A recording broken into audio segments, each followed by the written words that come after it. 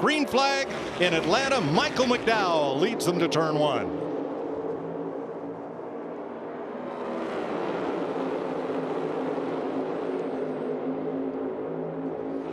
It's the Kyle and Kyle show on the inside.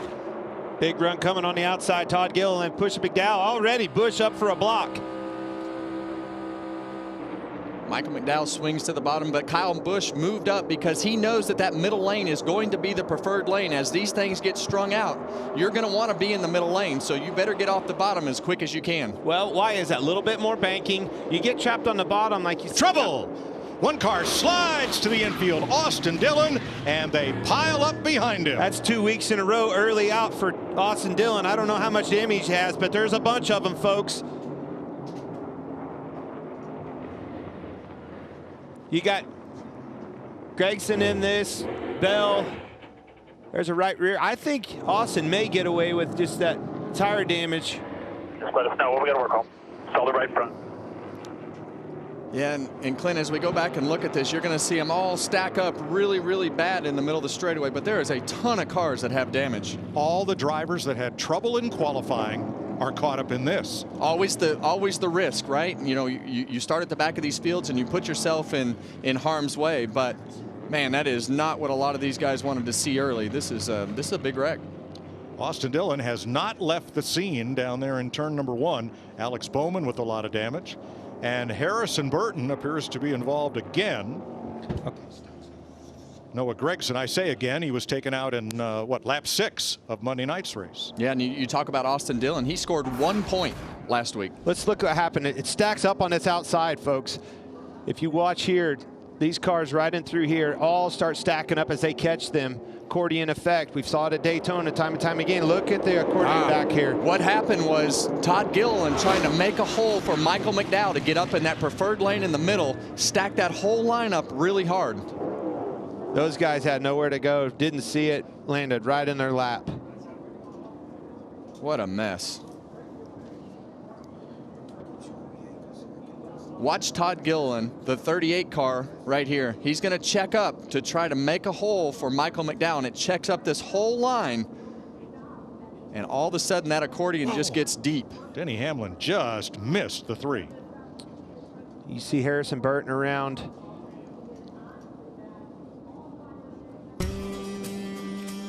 We're under caution, just 2 laps into the Ambetter Health 400 in Atlanta.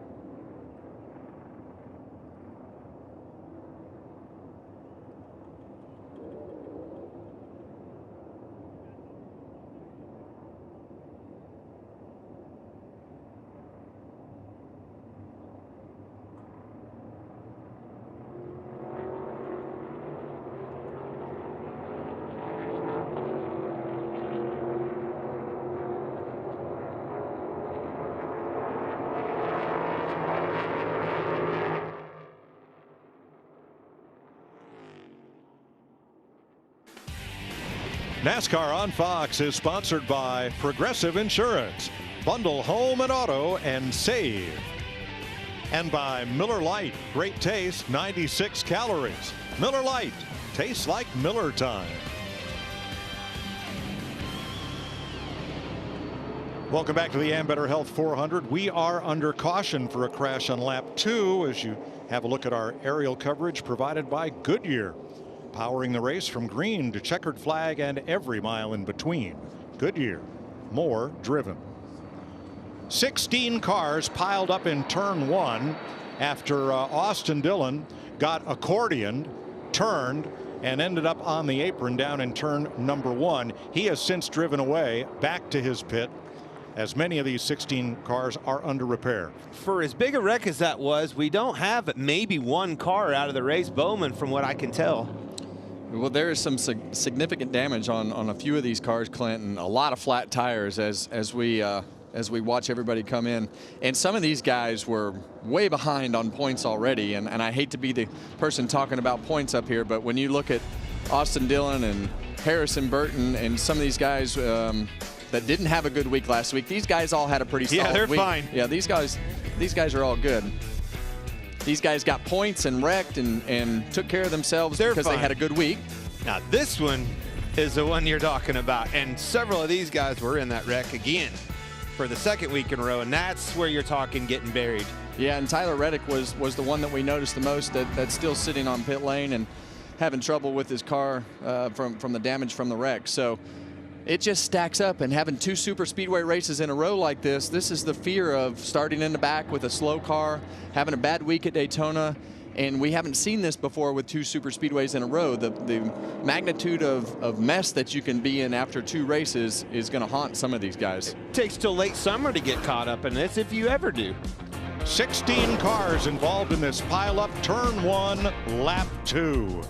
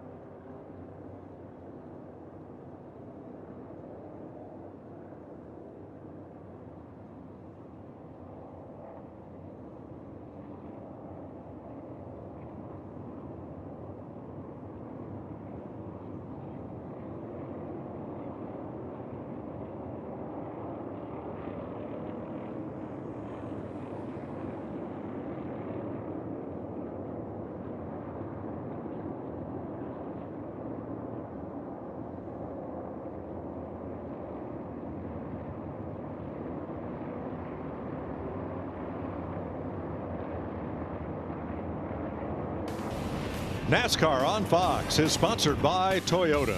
Let's go places. And by Credit One Bank. Now, Joey Logano on lap number 1 had to come down pit road after taking the green flag and do a run down pit road at pit road speed to finish serving his penalty from qualifying yesterday. He did so, and while that was happening, the field piled up in turn number 1. So old Joey comes out of this smelling like a rose. He is the 20th place car. Everybody behind him was involved in the crash. From that, it was him. And he has served his penalty. Jamie. And Chase Elliott planning on coming down pit road now for the 3rd time. Most damage for him was on the nose and the left front area of the splitter. You see it all taped up right there. They also worked on that hood area. Tough break for Chase Elliott. They got those fresh tires on. They're not giving up yet. They feel like they're going to be okay. They just got to get it right now as you see him wiping the left front side of that race car. About a dozen cars pitting here. Now, Alex Bowman's car came in on the hook on the wrecker, and the wrecker stopped on pit road to not impede cars that were coming out from their pit stalls. Took a long time to get his car into the stall when they can work on it. I would imagine that NASCAR will adjust the damaged vehicle policy clock to account for the time that the wrecker was stationary, but we'll have to wait and see if they can get that car repaired. Yeah, I see the hood flap in the crew member's hand right there. That'll be a big issue. You see Noah Gregson's car all tore up. The right front's tore off. The left side's got scrapes and battered up on the left rear there. So just a lot of hidden damage that we can't really pick out in the replay. Right off the bat, Kevin, obviously stacking up, that seemed almost too easy. That line really stacked up fast and caused a lot of trouble very fast. Well, we've got that quad oval here, so the cars are being turned a little bit down the straightaway, so they're already light on their feet right there. And as I talked in the beginning of the broadcast, this is the place where the cars are the lightest. You always feel like you're up on top of the racetrack, you're going over bumps, and everything just happens really, really fast here. So as a driver, you're not comfortable all day, and we see how easy it is to get those cars turned around. Josh Williams has taken his car to the garage. Repairs complete on Chase Elliott and Noah Gregson. Only Alex Bowman still sits on pit road as a result of this.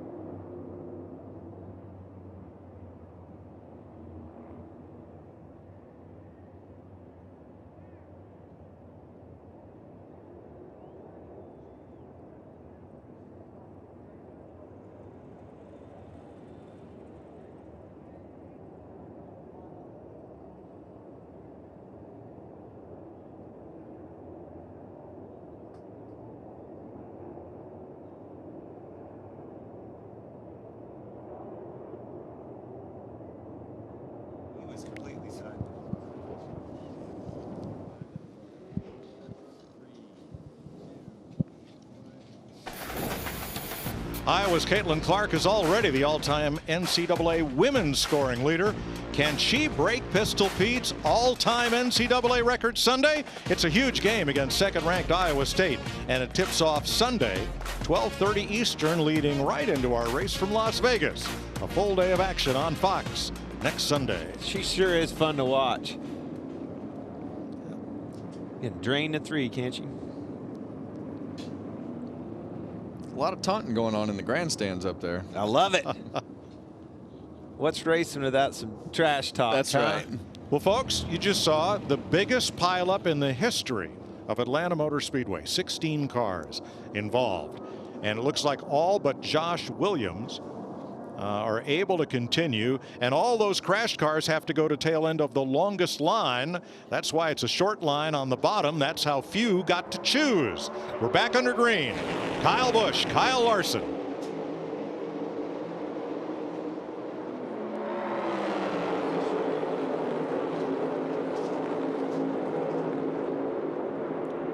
Well, here we go again, Mike. We see him pushing already. Everybody wants to be in the middle groove unless you can get clear. If Kyle Larson can get clear of Kyle Busch, it's a good move. He's clear. I think you're going to see him move right back up into position on that outside. Now, can we get through turn one at speed? Kyle was very happy with his car. I talked to him last night. Said, I got a bad, fast hot rod. Got something for him today. You heard his interview in pre-race. That's a new Kyle Busch. You know, winning is a pretty good tonic. He won the truck race yesterday. Which Kyle are you talking about? They're both fat. I tell you what, it was the same way in a pre-race in the 500. Both Kyles putting on a show so far, 2024. Chris Buescher right with them.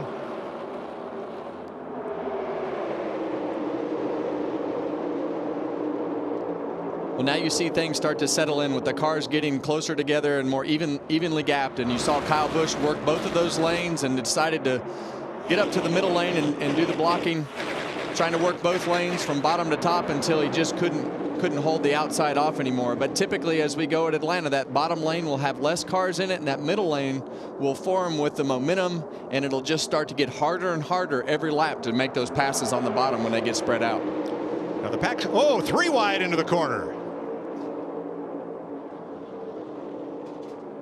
Christopher Bell headed for the garage and out after damage from lap 2. Big move on Briscoe, going 3 wide. Can he make it stick? Going to need to get up soon. Here comes some help behind him with Buescher. I think the fight is on for this track position. You know, Kevin, I've heard all these drivers talk about speed versus handling, all that conversation. You know how they handle best? Out front. And this is a short stage, Clinton, and we see 60 laps in the stage. We've already run 15 laps, and a lot of those under caution. And I think these guys are going to do everything that they can to work their way towards the front. They all filled up with fuel, not all of them, but a lot of them filled up with fuel, and you'll have that second half of the field with a little bit fuller tank. But at some point, the handling is going to be more of an issue as we run, and as we see them 3 wide through the middle of 3 and 4. Everybody trying to fly up through the field, 4-track position. Perhaps none more than Chase Elliott. He's already in front of all the other cars that were involved in that crash, and he was 3 wide the backstretch making passes. Well, we were a little bit worried about that car. The left front of Chase Elliott's splitter looked like it was a little bit low, but he seems to be making his way towards the front. And that was according to plan, not obviously the crash, but the handling, having downforce in this car. I think you're right. We're already starting to see him spread out. As this track ages, it's getting slicker and slicker. And this handling is going to play a role. I cannot stress enough how difficult these cars are to drive at this particular racetrack, as we see Kyle Busch shoot down to the bottom and clear Kyle Larson. Easily clear. Yes. Wow, 3 wide again with Truex way up toward the wall. Footnote on Christopher Bell. They made repairs on pit road. He cleared the DVP clock. That is, he reached minimum speed on the racetrack. Now he can go to the garage, make mechanical repairs, and come back out. He's not necessarily out of the race. Why did it look so easy? I'm talking about that pass for the lead. It's because you're already seeing cars lifting. He was able to hold it wide open down there. Kyle Busch was, and passed Larson with ease. You're already seeing back through the field cars lifting big time, gaps getting. That opens up opportunities. If you have the downforce in your race car and you can hold the throttle wide open, you're going to head to the front. And the other thing is the energy from this pack is going to be a little bit less because of the fact that the second half of that field is tore up and probably knock some speed out of their cars, probably stop dragging a racetrack, and that's going to change the complexion of this race because of the energy and not as many cars in the pack. Looking back from race leader Kyle Busch, the Cheddar's onboard cam, Ryan Blaney, Kyle Larson, Michael McDowell, and Chase Briscoe's run up the inside. He's now got Ryan Blaney in front of him. So Blaney looking for the front. 18 laps complete. Let's take a look at what's on the menu. Sponsored by Cracker Barrel. Yeah, Mike, I have 3 little elements here. Now, if the race stays green, run as far as you can on fuel. Do not short pit. Go as far as that tank of fuel will allow you. Now, if you've not run a lot of laps and the caution comes out for that track position, consider changing just 2 tires or doing fuel only. And look at flipping the stages. If the caution comes out near the end of stage 1 or stage 2 and you're not in a position to score stage points, pit and then stay out at the stage break and you get that track position, Mike. Thanks, Larry. Kyle Busch has led all but 2 laps. Kyle Larson led those. Big crash at lap 2. Christopher Bell in the garage. Josh Williams out of the race.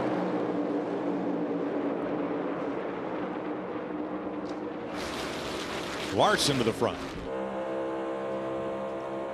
On board the Monster Energy Ty Gibbs onboard camera right here, and you see him going through the quad oval here where those cars are light. You don't want to push like they did at the beginning of the race because the cars will spin out easy. You hear him lift off the gas getting in a corner. A lot of times the front tires won't turn, so you got to lift before you actually get to the corner. And now you see him on the back bumper of Todd Gilliland down the back straightaway. That little bump that Ty Gibbs gave Todd there makes a really big help. It's a really big help to be able to get yourself towards the car back in front of you. That was a big lift on Gilliland. He lifted big time, and that's why you saw him get to the bumper so easy. Having to lift, front end took off. Clean and green now after a lap 2 pileup, the biggest in Atlanta Motor Speedway recorded history.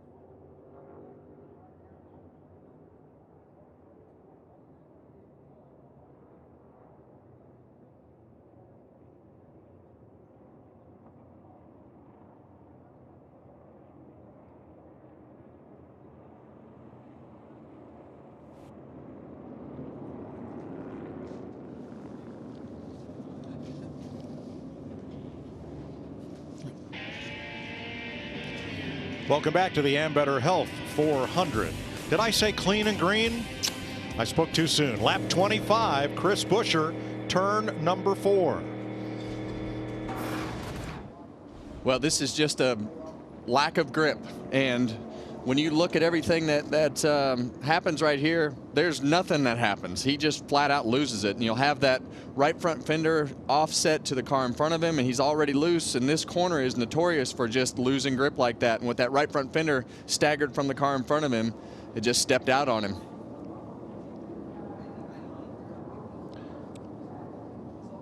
Got lucky.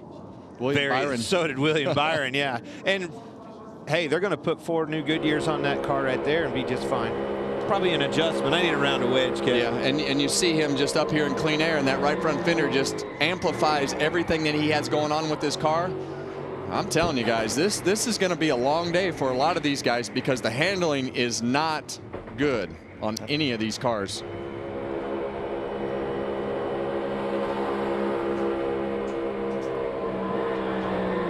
Wow. Yeah, and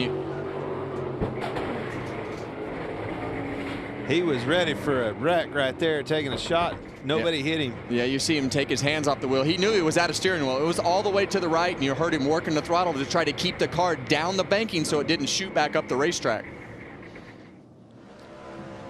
Now, this is William Byron. Talk about close calls. And William did a great job right there, just not overreacting to slow the car down just enough. I don't think he didn't touch him at all. Just slow the car down and try to judge that speed of where that car is going to go just enough to not get run over from behind. So great job by both of those guys keeping their cars from getting torn up. More than a lot of cars coming on a pit road you see in here. Need some adjustments.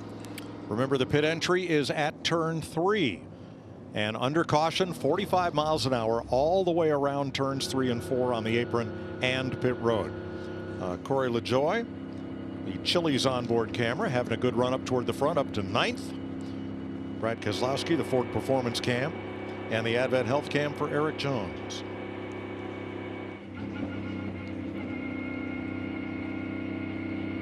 Joey Logano up to 16th before the caution flag. Regan. Mike, I'm not sure the start of this race could go more perfect for Joey Logano. Of course, after that penalty early on, the team said that we will be aggressive if we have to in terms of fuel and what we're going to do to try and leapfrog the field some. But think about that early caution. That allowed him to catch up in what they thought was a situation that would put them 2 laps down when it was all said and done. Free pass goes to Carson Hocevar. He was one of the cars caught up in that lap 2 accident, but he's as the first car 1 lap down. He'll be the 31st and final car on the lead lap when we restart. Ryan Blaney's done a great job of getting that bad luck at Daytona behind him. Not a fast race car leading this field. More work on the Chase Elliott ride. Yeah, when you crash like that, you got to start adjusting things, whether it's hitting the ground or whatever the scenario is that they're in. You got to start making adjustments to the car to cater to whatever situation that you're in. But I just can't stress enough. You see a lot of these cars sitting on pit road making adjustments to their cars, more repairs to their cars. The drivers are absolutely miserable right now. It'll be fun to watch. I'm here for it. I'm glad I'm up here because I'm liking that seat better now. Those 4 races that I drove here were the most uncomfortable that I've been in a race car in a long time. All right, let's go from miserable to happy. Spring football. That'll put a smile on your face. And it's about to hit a whole new level as the USFL and XFL come together to unleash the United Football League. March 30th on Fox. USFL champion Birmingham takes on XFL champ Arlington. The UFL this spring on ABC, ESPN, FS1, and Fox. 29 laps complete under caution. Let's check with Regan. Well, Mike, you guys are talking about, Clint and Kevin are talking about in the booth up there how the handling on these cars looks. The drivers are a little bit confused inside the cars too at times right now. Listen to Kyle Larson. Ride quality is just normal. Like, you feel the bump. I'm sure if somebody's tucking behind me, it'll bother me, but where we're at right now in the race, it's not a big deal. Well, I don't think anything's a big deal to Kyle Larson. He's a different breed.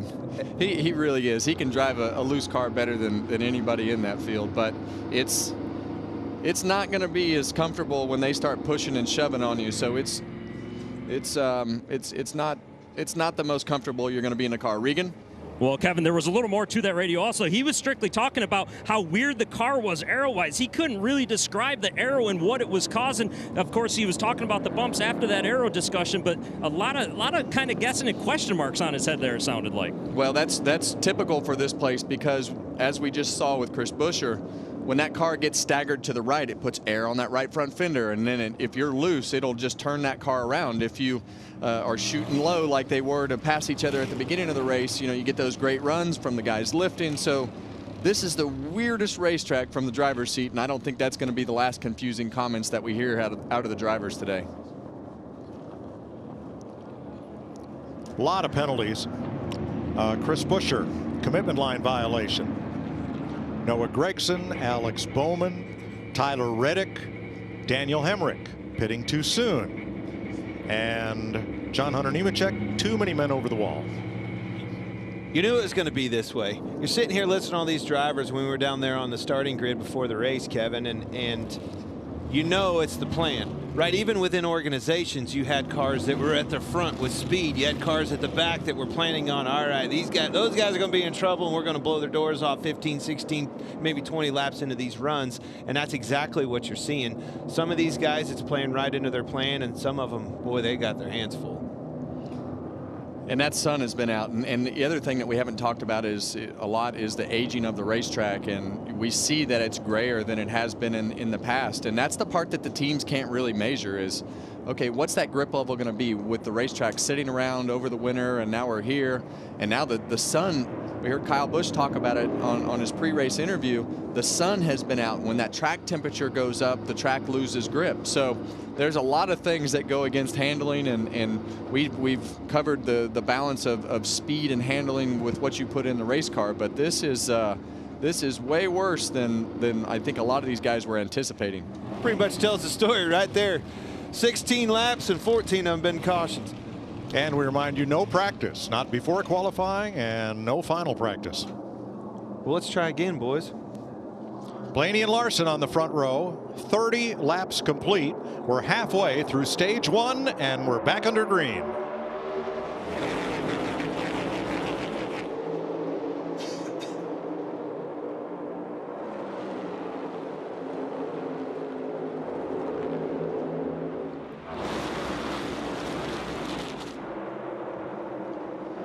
Well, here these maniacs go again.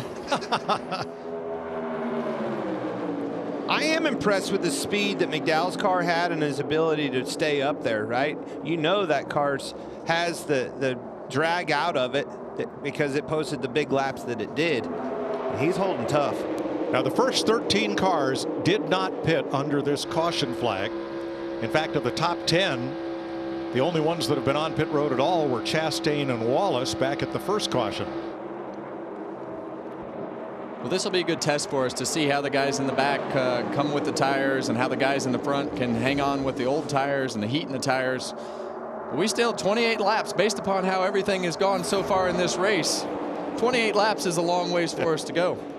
Another thing, manufacturer conversation. We've seen these Mustangs out front. We've seen Busch and Larson out front with their Chevrolets. What we haven't seen much of is Toyotas. And don't look long, this Denny Hamlin in 11 is marching slowly but surely right to the front. Jamie Little. How about Ryan Blaney running up front, had a great qualifying effort. And how about having a brand new spotter at 2 drafting tracks to kick off the season? He's got Tim Fedowa. We talked about that. That used to be Kevin Harvick's spotter, doing a great job navigating his driver up front right now. Ryan saying he just needs a little bit front end. He wants it to work a little bit better. We're hearing that from a lot of drivers at this point, Mike. Well, that's pretty typical at this racetrack, and that's why you'll hear a lot of these guys let off getting in the corner, trying to get that front end set to make that front end turn. But with this next-gen car, the front end is definitely the end of the race car that needs more grip. And it just, you know, it's hard to make the front do what you want it to do. So you got to let off that throttle, get the front end set, maybe tuck that left front fender out, the right front fender out. Questionable based on Chris Buescher's spin. So that's what I was going to say. You step over the line that much, and now all of a sudden those front tires are working way better than the rear. Can't keep up with it. Well, Chris Buescher spins out. If you watch that 5 car of Kyle Larson, we noticed him down here in 3 and 4. He was up the racetrack, and he's testing the waters up there to be able to let that car sail up the racetrack. And we saw that in some of in a couple races here last year. Martin Truex and some of those guys would run that 3rd lane. I think that'll become more used as the race goes on. Yeah, in particular on the long runs. When tires wear out, you don't want to shoot to the bottom, because if you don't clear them and get up in front of them, you're in trouble. You can get to the right rear corner, much like Logano did when he won this race a year ago. Like, that's how you've got to get out and get the job done, make the pass for the win. Now, of the cars that stopped on this caution, William Byron is the furthest forward. He's in 11th place. Now back to 12th. Byron, Logano, and LaJoie are the cars moving forward on fresh tires from this last caution.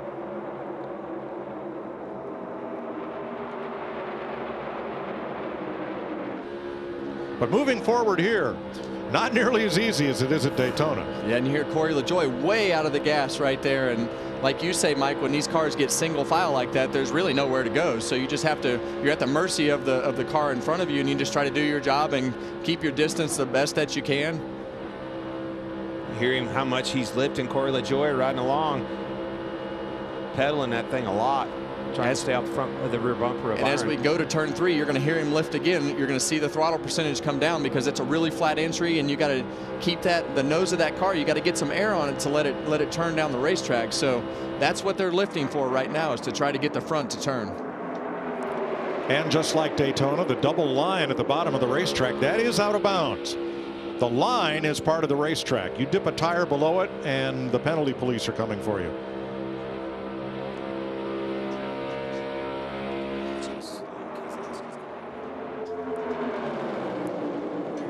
"40 laps complete. Stage 1 is 60 laps, so 20 to go in stage 1. So far, Kyle Busch appears to have the strongest car in Atlanta.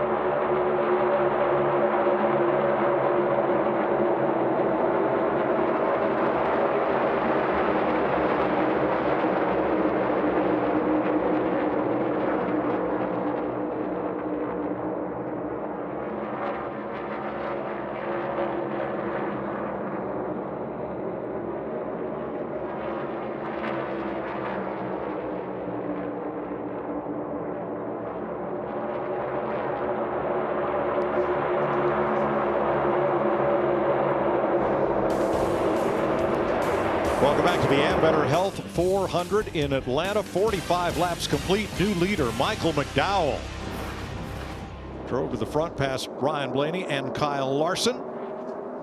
Pole sitter out front and leads his third lap of the day. All right, we had some radio from the crash back at lap 2, that huge pileup. We'll hear from Austin Dillon and his team and from Martin Truex. What are we supposed to do? They're checking and he can't check. The guy behind him didn't either, man. I know. Not over yet. We can recover. Why'd they stack up so damn hard? Good question. I was getting nailed from behind, so I don't know. Definitely got left front damage. Pretty heavy. Pretty heavy nose damage. Pretty heavy right side damage. Some of the aftermath of the 16 cars that piled up on lap number 2, which began when Austin Dillon went sliding across the track, and everybody behind him piled up. Only car out of the race is Josh Williams. Christopher Bell is back on track, though 32 laps down after mechanical repairs. Here's a look at it in the lower right. Yeah, I'm still of the opinion that Todd Gillen was just trying to make sure he didn't fill that hole too fast to let Michael McDowell up, and they were already checking up, like you said, Clinton, and both of those checkups just led to that. So it happened fast. It happened fast. And these guys up front, they have been going at it. While we were at break, Ryan Blaney kind of slid up the racetrack. It looked like he was in a slide for life, but the non-handling of the cars is making for a lot of passes and pretty entertaining to watch up front. Welcome to the show, Martin Truex Jr. You heard his frustration, but he is back. He has recovered and has found the front. 4th place. This is where you're going to start seeing these cars see he can hold that throttle wide open. These guys are starting to have to lift in the corners. Yes. These guys that elected to go for the handling, right, downforce drag, this is where they're able to hold it wide open, start prevailing and picking them off. Toyota Cam down on the low front bumper of Truex's car, as you saw him change lanes there. Going to the front, he and Denny Hamlin are the 2 Toyotas in the top 10, and Bubba Wallace now. Marching back to the front 2 is Joey Logano. We'll have a look at our Xfinity fastest lap, and there's Joey, 186 miles an hour. Hamlin, LaJoy, Byron, and Josh Berry.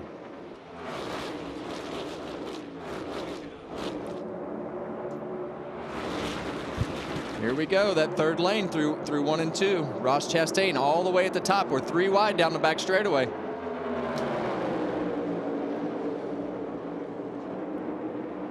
Have you ever seen a bigger smile than the one on Michael McDowell's face this morning?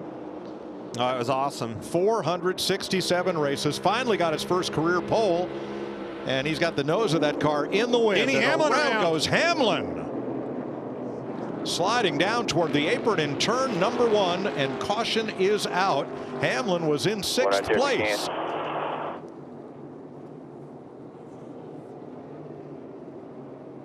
Hamlin was up in that lead pack, and see him trying to fire it back up. The extra fuel in the pipes.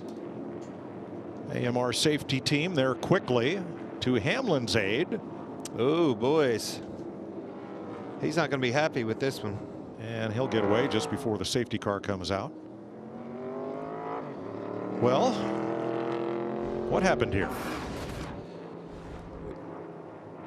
Well, you can see him and Kyle Busch on the bottom. Kyle comes up, gets into his left rear corner, and turns him around. Yeah, and that would look like the classic case of one going up, one coming down. These cars are just, I mean, that was pretty heavy contact, but they're light going through the front straightaway like that through the quad oval. From the 8.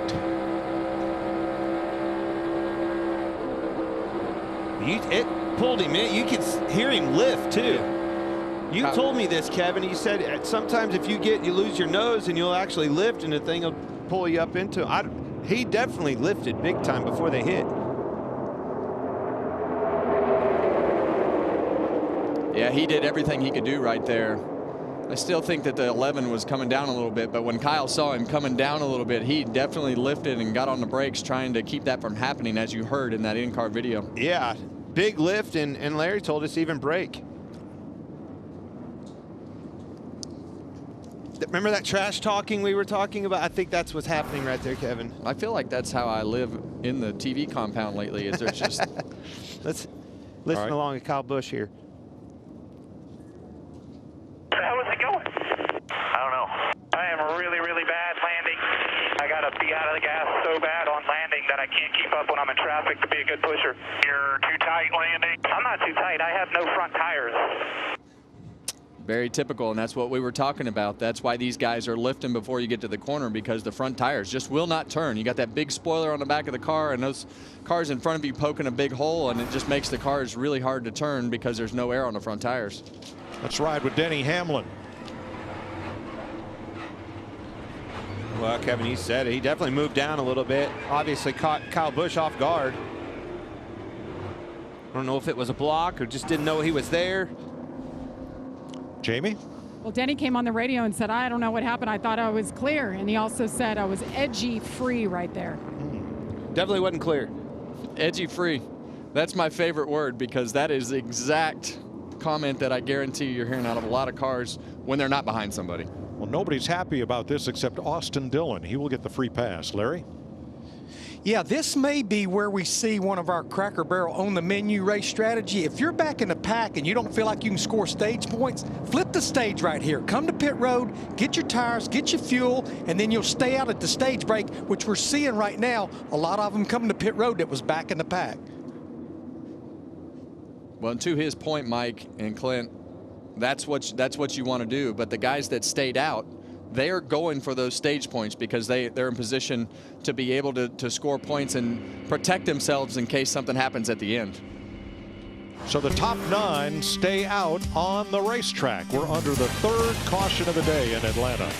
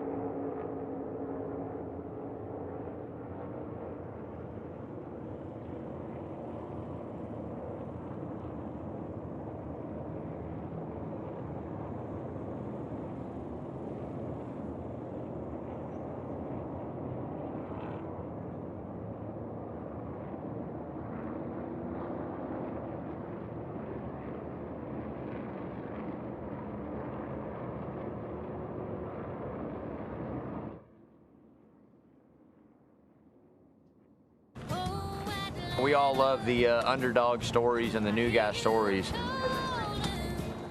Everybody was sitting on pins and needles. He's gonna get him, though. Here they go. And then it just erupted. Gordon got loose. It's Harvick. Harvick by inches. Harvick by inches. It was like a spiritual moment. What could be more special? I think that's kind of what the sport needed. Basically healing NASCAR Nation. Surprise you guys, yeah. How are you? Nice to see you guys. How you doing? See, you're not the only one that can go in the infield. So you just snuck up behind them as they're shooting that piece? Yeah, they had me come in and just sneak up behind them. Those were ticket holders, and that campsite that we were at had been there since 1990. Very cool. Wow. Father's son. Still here. Yeah. Father-son duel. Same spot. That's what the sport's found on, man. There's so many of those great stories in the infield of, you know, the grandpa took the son, and now the grandson's there, and they're all doing it together. Love those. And you know, if that was a long time ago, Kevin. So it was a long time ago. It's probably a grandpa scenario. And I loved coming to Atlanta and got my first win here. Had a lot of success here, and I can tell you that this is not your grandpa's Atlanta. I know that's what you want to call me. Hey, 1,300 laps led. That's the impressive stat. 3 wins. Awesome, but you probably should have won 13. You had 13 of them won, and scenarios just didn't play out. I remember, you know, pits once and caution, untimely cautions would bite you. Good runs, though. Awesome track for you. All right, penalties. All pitting too soon. Bowman, Preece, Nemechek, Reddick, and Hamlin will all start at the back. Of the top 10, only William Byron has been in the pits since lap 7. From Joey Logano on back, everybody stopped on this caution flag, and there'll be 2 to go in the stage. Elbows up, Kevin. Oh my gosh. 2 laps to go. Stage points on the line. Look at Logano. Uh-oh, maybe another lap here. Is he going to be able to get it? Yeah, lights are on the pace car. Yep. They waved it off. One more lap. All right. You already see Logano. Can you believe, starting at the back, the wrecks, 2 wrecks we've had, the big one, he survived all of it. Now he's in a place where he can get stage points in this first stage. Unbelievable. Well, he had a little bit of fortune go his way, and everything has worked out, but it's going to get dicey here at the end of this stage. You think? It's 1 lap, and these guys are going to have to push and shove and do everything that they need to do to try to win the stage and get the most points that they can. And most of those guys in the front are on old tires. That's just it. They actually, Kyle Busch, 5th place right there, they wanted him to pit. He stayed out trying to go for these stage points. Adding another lap to this might play right in his playbook where he can do it. Let's listen along. Just total 1. He stayed out. Was I not clear? I said if you can restart on the front row, you can do it. But if not, bring it to me. I know. I heard you. That's why I said pit. 5 reds. Well, that was the crew chief and the spotter. That extra lap helps this scenario. He'll be able to hold on for a lap here. It's Kyle Busch. Make some good moves here, get some stage points, make up for it. They will race 1 lap. Yikes. Exactly. That's all. I don't even know what else to say. No, you're right. It's going to be physical, and they're going to push and shove and do everything they can to get themselves as close as they can to the front. But when this is over, those first 10 guys or so are going to get cycled to the back because of pit strategy. And those 10 are on worn tires, new tires behind them. Let's drop the green for 1 lap to the end of stage 1. Blaney outside of McDowell.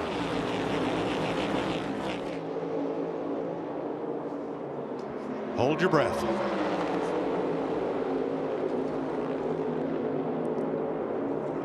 Big gap on that outside. See them locked together on the bottom. 3 wide. Is that Reddick moving up? And Gilliland and Logano on the bottom, trying to steal some points here. Michael McDowell started from pole. Here he comes to the end of stage 1. He gets the green and white checkered flag. Green and white, go till I tell you. Blaney, Chastain, Larson, and Busch, the top 5. Wow. That wasn't so hard, was it? Wasn't as bad as I thought it was going to be. All right. 3rd career stage win for Michael McDowell.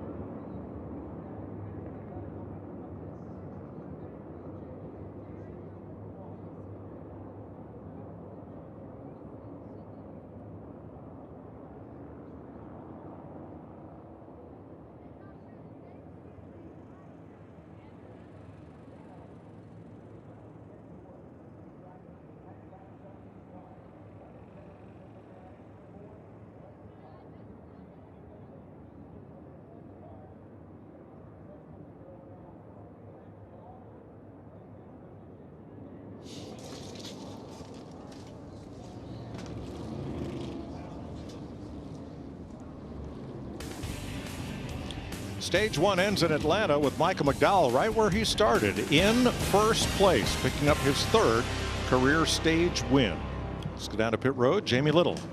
Well, Mike, every week we always talk about how instrumental the pit crews are in this sport, but we don't tell you who they are or show their faces. Well, this year, we're going to change that. We're going to introduce you to some of these pit crews. So first up, the Daytona 500 Championship team and the fastest overall pit crew in 2023, this William Byron's pit crew. Jeff Cordero, front tire changer, the New London Waterford Speedball 2019 Cup Series champion with Kyle Busch. Orrin Osowski, rear tire changer, Saint-Hyacinthe, Quebec, Canada. One of the true left-handed tire changers on pit road. Ryan Patton, tire carrier, the Ohio State University, two-time Cup champion with Jimmy Johnson. Spencer Bishop, Jackman, former tight end for the Wake Forest Demon Deacons. Landon Walker, fueler, former Clemson offensive tackle, 2024 Daytona 500 champion. I love this. Where are you from? New London Waterford Speedball. That's in Connecticut. You know nice what? little third-mile track. You know what I loved? Yep. Athletes. Those Yes. dudes are studs. All of them. Well, we definitely know the athletes are on pit road. That's for sure. Every team has somebody from somewhere, and those guys do nothing but train and study, train and study. It's a true art, changing the tires and putting fuel in these cars on pit road. Unbelievable how fast they are. Hands, man, they have fast hands. Tight end out there. How about that? That was cool. So, Larry, we expect the top 10 on pit road because most of them have not yet made a pit stop today. But what of the rest, those that stopped at lap 55? Yeah, I mean, if you're all the way at the back, come on in, top it off with fuel. But yeah, we only ran one lap, and no matter what, you're going to have to stop in this next stage because it is 100 laps. And remember, the fuel window is about 68 to 72 laps. This is really going to flip the script for these guys. You've seen all these guys have the affordability of the clean air. McDowell winning that stage. Larson's been up there. Kyle Busch has been up there. We'll be mired back in traffic now, Kevin. Joey Logano is going to be second when this baby fires off to go green. Right behind, or right next to Todd Gilliland. So here they come, 45 miles an hour under caution around turns 3 and 4. That area 90 mile an hour speed limit on the apron under green. It's a long ways around there, around the corner. One speed line right in the middle of the corner, and then you come down pit road to go straight here to enter these really small boxes. And that's where we'll crank it up.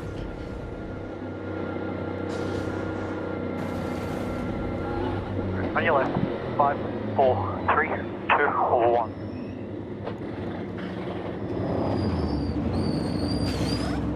That's good. We can pin it there. I'm coming around to the right. So you ready? The 21 is not coming in. You'll have install. Waiting on fuel. Go, go, go, go, go, go, go, go, go. Wait.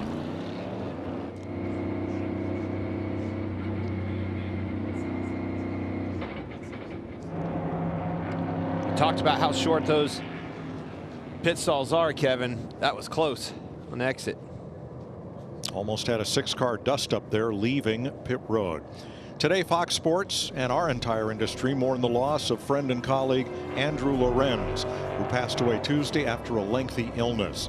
An integral part of our team, Andrew worked with SMT, the company behind our driver graphic pointers. Our thoughts with his family, Patricia, Ethan, Henry, and Carissa. Andrew Lorenz was 44.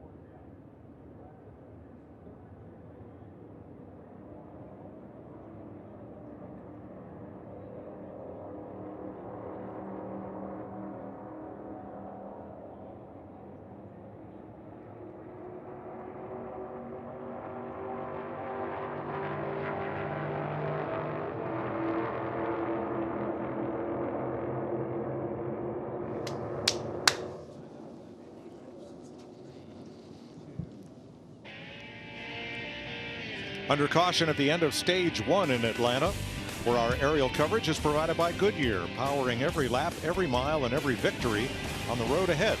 Goodyear, more driven. A lot of congestion on pit road. Watch when Ryan Blaney fires out of his pit and suddenly gets into heavy traffic here. Yeah, you see Noah Gragson coming down pit road, turning into his pit box with all the damage, and you're going to see Ryan Blaney come out. It might have been Ryan Priest, but he had to stop and check up, and then there's another car on the inside, and all these guys pulling out of the pit box are looking in their mirror, in their digital mirror, and listening to the crew chief at the same time to make sure they know where all those cars are. But it was close, Clint. Yeah, when they call you clear out of the box, they always tell you clear all the way up, clear 1 lane, clear 2 lanes. That was pretty close to a 4-wide scenario.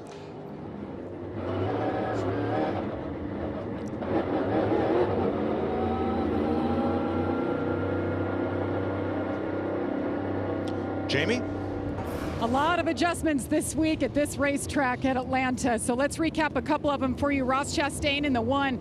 He just told the team, I'm wide open in 3 and 4. I don't know what else to do. I don't know how I can move the air. So they gave him an adjustment just to try to help the handling, a wedge adjustment and 4 tires for him. Meanwhile, Martin Truex Jr., you talked about it, Mike, one of the many cars involved in that lap 2 incident, had a lot of right side damage, but he was able to fight his way up to 6th at the end of that stage. They worked on the car. He said, overall, it's pretty good, just needs a little more grip. Regan? Larson fighting a race car that's a little bit too aero tight for him right now. Said he feels like he needs front downforce. Of course, they can't fix that right now. Cliff Daniels said, I'll do whatever I can with other adjustments to help you out there. The 34 of Michael McDowell, very good with his car. A little loose up top, no adjustments. He likes it. And a long pit stop for the 8 of Kyle Busch. They went under the left front of the race car. They wanted to work on the left front shock. Felt like the nose was floating too much. He couldn't get consistency. Take the time now to go ahead and fix it for later in the race. So the first of the cars that just pitted is Ross Chastain in 16th place, then Michael McDowell 17th. Everybody in front of them, the first 15 cars all pitted at lap 55. We had more cautions in stage 1 than we had in the whole Daytona 500 Monday. I've got some bad news for you, drivers. We're not fixing your push in the corner, so suck it up. It's not going to get better. Stage 2, under green. Boy, you described that scenario so much better from up here. I've heard your radio before. Todd Gilliland inside of Joey Logano.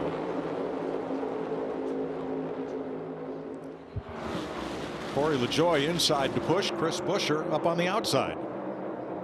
Here we go. 3 wide. Daniel Suarez with Ty Gibbs pushing him down the back straightaway. Corey LaJoie down to block. I like what I saw right there. Ty Gibbs' spotter told him, all right, coming to LaJoie, talking about Suarez in front of him. That was heads up, spotting and driving there. Big run on them. He lifted, gave Suarez an opportunity to not get wrecked right there. That's exactly the way it works. Textbook.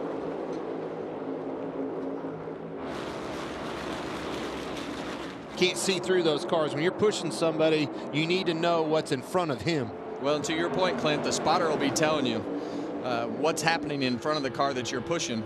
As we go on board with Corey LaJoie, we hear him lifting to get the nose set and get down the racetrack and get full throttle. How about Josh Berry in 5th?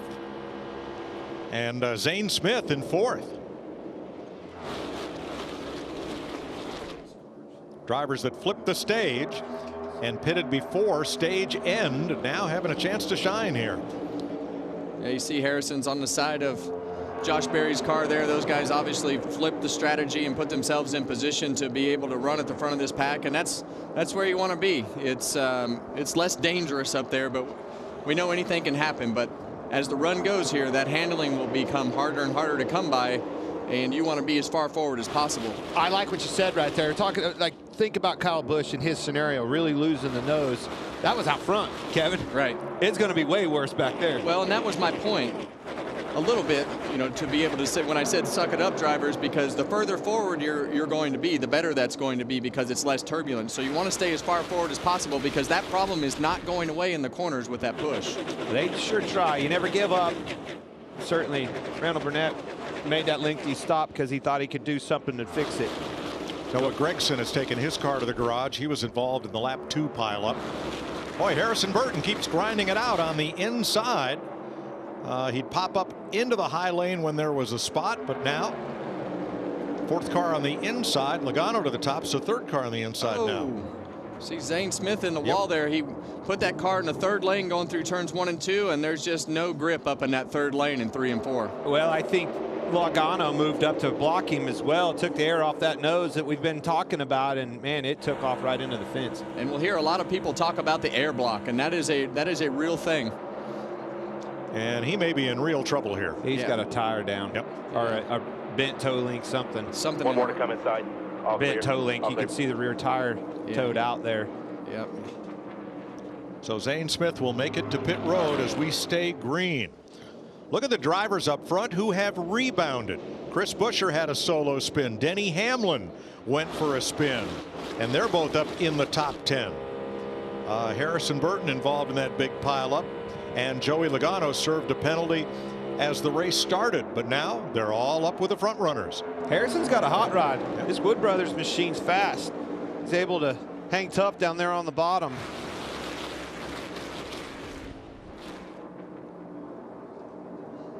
And the hometown hero Chase Elliott up into the top 5. He had to start in the back after they changed an engine sensor this morning, an unapproved adjustment. And he also got caught up in the first melee of the day. They have worked on that car. You can see how low the splitter is on the left front. They've been under the hood on that thing, under the right front. Whale of a job by that 9 crew getting that thing back on this racetrack and competitive. Look, it's ground the splitter plumb off of it on the left, Kevin. Yeah, and when you have an accident like that and you have something that's wrong, like the ride height of the car will be different now because that left front is so low. They've gone under and, like you said, make a lot of adjustments on that car to make it drive with what you have. I mean, once you start the race, you got to adapt to whatever you've got. 3 wide. Austin Cindric trying to shoot the middle in the number 2. Wow. Makes it.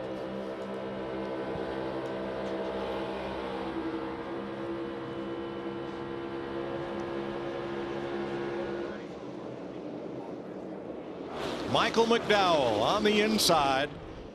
Came out second among the cars that have pitted, and he's already up to 7th. He is on the move. This car has the speed and has the downforce, making moves left and right, passing them all over the place. And I think we need to give these guys credit. This happened a lot last year with Michael McDowell and his team running well. They qualified on the pole here. They ran well at Daytona, qualified on the front row there. And this didn't just start in these 2 races. This started last year with these guys really putting their cars up front and racing up front and winning races, and they're doing great with everything that they've got going on so far this season. Well, it's hard to do both. They have the speed and the handling. When you got that, it's lights out. Well, his teammates leading. Todd Gilliland is leading this pack with Joey Logano right behind him. So not only is when the 34 is running better, it's helped Todd Gilliland be able to do what he's doing at the front of this pack as well. So this is a kid that does a great job and works really hard at it, but I think he's a little bit underrated with everything that he's done over the last couple of years and the performance in his car. And we saw him lead laps at Daytona with Joey Logano right behind him, and here he is again at Atlanta with Joey Logano right behind him leading again. Kevin, front row, talked about, we saw the announcement of them getting a better Ford service from the Ford camp. That's got to play a big role in this, right? Both cars are lights out fast.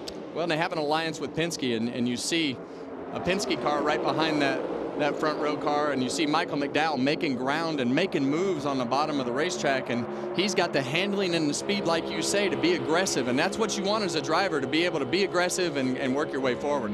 2 weeks in a row now, Todd Gilliland has set a new personal best for career laps led in one race.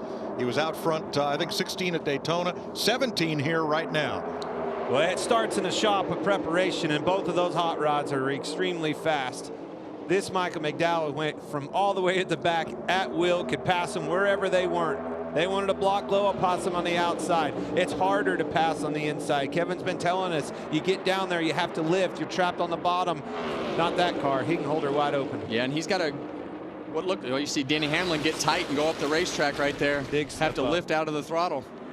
What message does this send to the rest of the field that Michael McDowell can slice and dice right from back to front? I want what he's got. Yes. All right. 82 laps complete. Todd Gilliland has been out in front for the last 19. Michael McDowell, Joey Logano, Chris Buescher, 4 Fords leading the field in the Ambetter Health 400.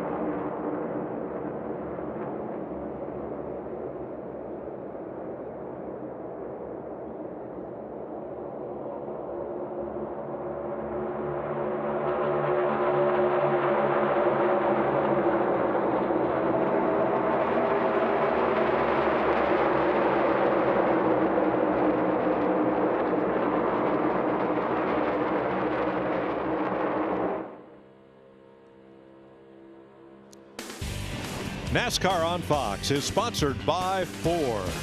Built Ford proud. 89 laps complete, 6 Fords at the front of the field. Gilliland, Logano, Buescher, Burton, McDowell, and Blaney. Denny Hamlin, the first Toyota, about 7th. William Byron, the first Chevrolet, in 9th. And up top is our Fox race tracker showing the caution periods and the green flag periods as this race unfolds. Todd Gilliland out front, leading more laps today than in his Cup career. Starting to see some noses floating off the corners, Kevin. I was watching Chris Buescher there off of 4. Thing really took off on him. Yeah, and sometimes it's that air block. He might have saw the guy on the outside coming too, but these cars are not going to handle well tucked up right behind each other getting into the corner, especially into turn 3, because it's flat over there. There's a bump over there, and it just has everything go against making the car turn left.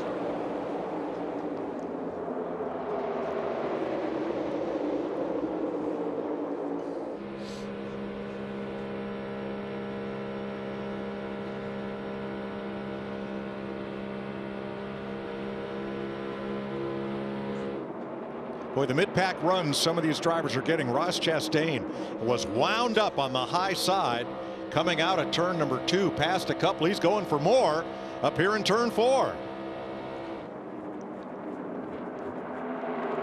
And we talked to Ross Chastain before the race, and he talked about how he was so uncomfortable last year about spun out qualifying. As you see him go to the top side again and not have to lift off the throttle, he's obviously told us that we had he put a lot of handling into his car based on how uncomfortable he was last year. Now you start to see him be able to utilize that in that third lane. Yeah, the number one thing he told us pre-race was, I wanted all the handling I could get. Told my crew chief, forget the speed, we need handling if you want me to win this race.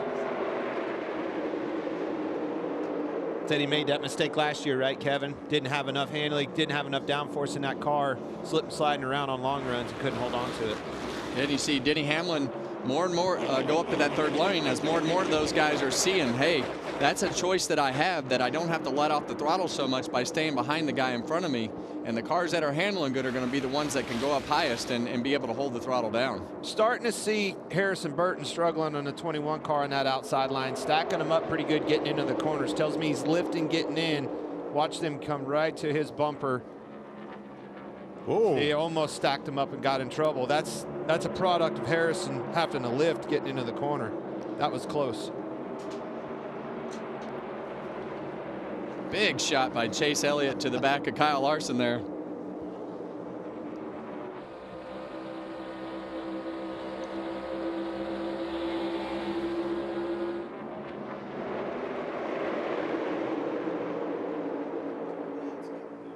As we get towards the end of these runs, in the middle of these runs, Austin Cindric all the way up top as Kyle Larson has a little bit of trouble there in the middle of the corner. Austin Cindric takes his run and doesn't quite complete the pass down the back straightaway, but as this run goes, the handling of the cars just gets worse and worse and worse every lap, and the checkups start to be bigger and bigger, and it starts to cycle through with different cars. Keselowski, we're riding along with him here in this 6 car, finally getting the speed figured out, and his scenario just keeps getting better. Driving to the front, up 8 spots since the caution, and boy, he has finally found the front, clean air, liking what he sees. Had a good chance to win this race here last year. Here's his teammate Chris Buescher. BuildSubmarines.com, Cam. You hear that big lift. If you can get to the outside of him, that's all it takes. Look, that McDowell car, we keep telling you how strong that thing is. As soon as you heard Buescher lift, look at McDowell, wide open.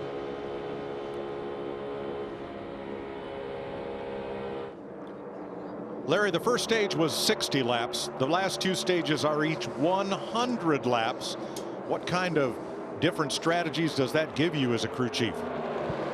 Yeah, again, pretty much everybody's equal right now, even those 15 that stayed out, because we only ran 1 green flag lap. You'll have to pit at least once in stage 2 in that final stage. Mike, we went back racing at lap 68. Somewhere around lap 130, 135 is when you'll make your pit stop. As I said earlier, you want to run as far as possible. You do not want to make a short pit, green flag pit stop with how long this pit road is. Jamie? And an update on the teammates Chris Buescher and Brad Keselowski running together up there in the top 4. Chris Buescher, he had that spin earlier. Much better handling now after that pit stop. Meanwhile, Brad Keselowski, it has been 100 races since he last went to victory lane. They felt like this was a good one to get it done. Finally, I talked to his crew chief, Matt McCall, and he's like, man, we just want to run consistently, but I'll tell you, it's really hard to work this hard in this sport when you don't have a victory and a trophy to show for it. Nobody's worked harder in the garage than Brad Keselowski in the last few years. Came in, turned that company around, put his name on it. Is making the difference, not only behind the wheel, but behind the desk on Monday morning. And 100 races, that's 2.5 seasons. He's going to put this car in victory lane this year. Says he's not counting the races. I am. It's going to happen. He's counting running well every week. It just, you can't keep that car out of victory lane. Not running the way it has last year. Well, he's done a great job with the company, and like you say, it's just a matter of time before they put it all together. 3 wide again here.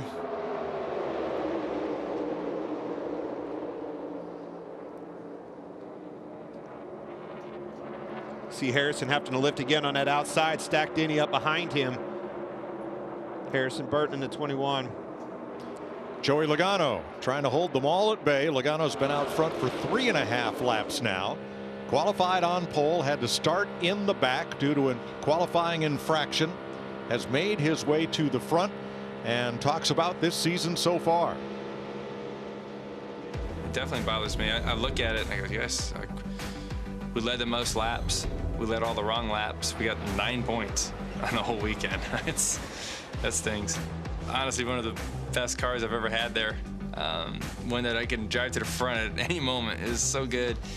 Handled great. Did everything I wanted to do. That's what made it hurt a little bit more. Boy, I agree. Monday in Daytona, Joey Logano appeared to have the best car.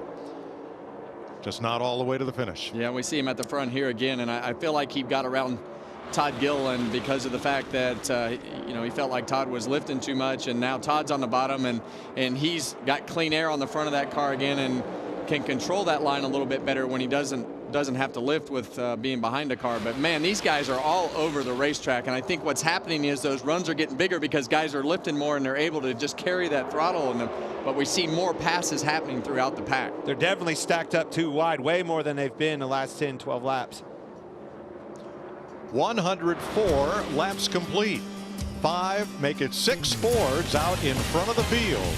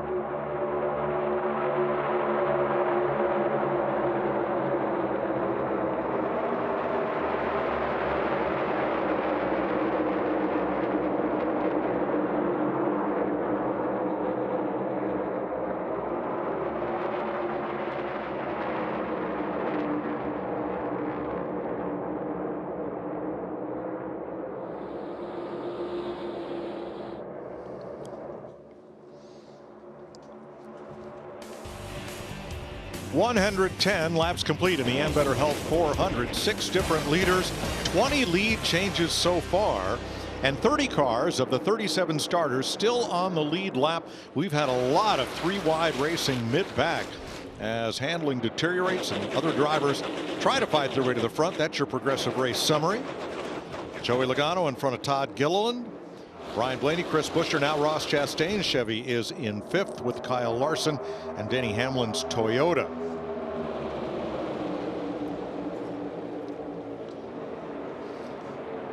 So let's have a look at what's new on Kevin Harvick's podcast. the week before, my wife and I, Delana, got married in Las Vegas. That was on the documentary. Yeah. Did you know they got married in Vegas? I didn't know. I didn't either. Actually didn't know you guys got married in Vegas. Because people always joke, like, let's get married in Vegas. They actually did it. It was a neutral site. Join Kevin every Tuesday and Thursday as he gives his opinion on top NASCAR storylines and brings big names in sports and entertainment into the racing world. Kevin Harvick's Happy Hour. We're going to have a lot to talk about this week because this is as wild a racing as you're going to see all year on this schedule. And these guys are 2 wide, 3 wide, runs coming, runs going. Yeah, Gilliland slipped up right there, got in the middle, lost a few spots. Chris Buescher on the outside for the lead. Lot going on here, Kevin, behind the wheel. A lot of moves. Whoa, Cindric way up on the outside. He likes that old Harry Gant groove right up on the wall. Things really get big runs off the bumper of a car. Some help behind you, having to get under the brakes, lifting for the handling. These guys, they are busy. You see Ross Chastain shoot by in the middle lane there. We keep talking about the handling of his car, but as this good block right there. We saw how good he could block last week. He shut the door on Ryan Blaney there going into turn 1 and right back up to almost the 3rd lane. Now Michael McDowell dropping back a bit. Regan. Well, Mike, a few laps ago, Michael McDowell, of course, running up front. All of a sudden, like a light switch, started falling back. The report from the driver after about 2 laps of losing positions was it just got tight all of a sudden. That car had been a little bit loose most of the day, so that's something new for them right now. He was last on pit road at lap 64, along with the 10 other 9 cars that stopped at the stage break. This is exactly opposite of what I would think we would be seeing on a long run. Here we are deep into this run, and these guys are on top of one another, 2, 3 wide. I thought it would be all spread out. That's why. Look at Brad Keselowski's feet right there. You're going to see him working. You saw him working the throttle. You got his foot on the brake. They're going to go down the straightaway here, and now he's on the bottom. So we'll see how good his car is handling as to how much he lifts into turn 1 by himself in clean air. I don't think that foot moved. It didn't. But the point of that comment was he's pushing the air, and he's got the air on the front of his car. Now that one car moves down, it's going to be, he has to lift, and that's the difference between having the clean air on the front of the car, and as soon as Ross Chastain dropped down in front of him, the front of the car didn't turn as much, and the only way to make it turn is to let out of the throttle. Yeah, that was spot on right there. Didn't have a car in front of him wide open through 1 and 2. As soon as that car moved in and got that wake in front of him, he had to lift big time. Right back to wide open there now that he's got the clean air again on the front of the car, and he'll probably just have a little lift into turn 3. Nope. No lift because of the fact that he's got clean air. Contact. Yeah, this is a hornet's nest right here. Cindric, they've been on both sides of him for about a lap and a half. Well, Austin's been pretty aggressive with that 3rd groove, and now he's in the middle and probably not where he wants to be and having to do exactly what we showed with Brad. Once you're in that hornet's nest, it's just a matter of the timing of the lifts and where you have to lift as to where you wind up as far as on the racetrack and as far as what lane you're in. And you lose the momentum. Right. You get stuck in the middle right there. You don't have the help behind you, and you're trying to get up or down, just get back in that wake so you can get that momentum rolling again. Well, you lose that momentum and you wind up in places that you don't want to be. Martin Truex making some gains on the bottom of the racetrack while many of the drivers fight for the top lane. This is fantastic racing we're seeing today at Atlanta. So much fun to watch these guys battle. There's a lot going on inside these race cars. The runs they're getting, the blocks, the handling issue of this is so fun to watch.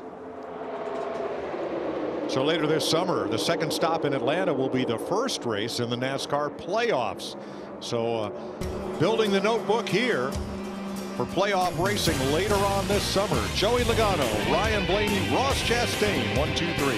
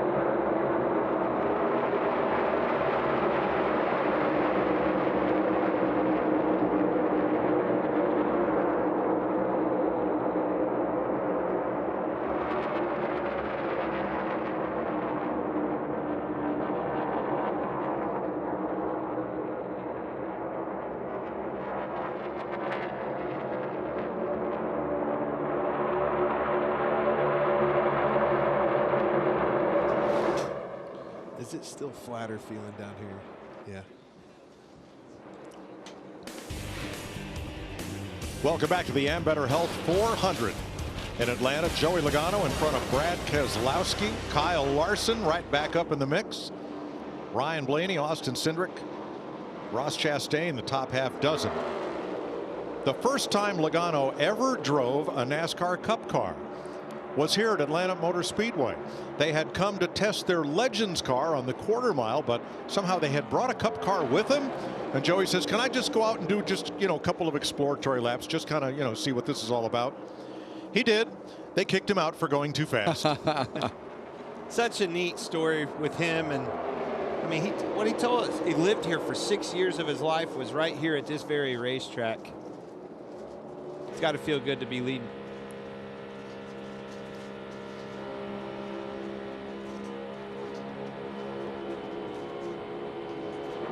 I think Logano, he had a hand out the window. Green flag pit stop. All right, guys, so a lot going on for the drivers here. Now the pit road speed is 90 miles an hour around that corner. So you got to downshift twice coming to the straight part. And that's going to kick off the pit cycle as we go through this segment of the race. So 45 miles an hour here on the actual pit road.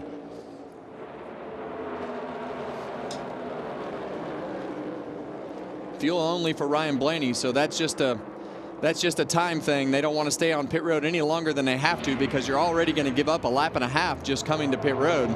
So you want to do everything you can to just get right back off of pit road. Same for Logano, and they'll come out together. Not quite as critical as it is at Daytona, but still. Now their teammate Austin Cindric, he is hunting the lead off turn number 2. Shoots by Brad Keselowski into second. Now Cindric against Larson. And Larson drops to the bottom to hold the lead. Todd Gilliland making his stop.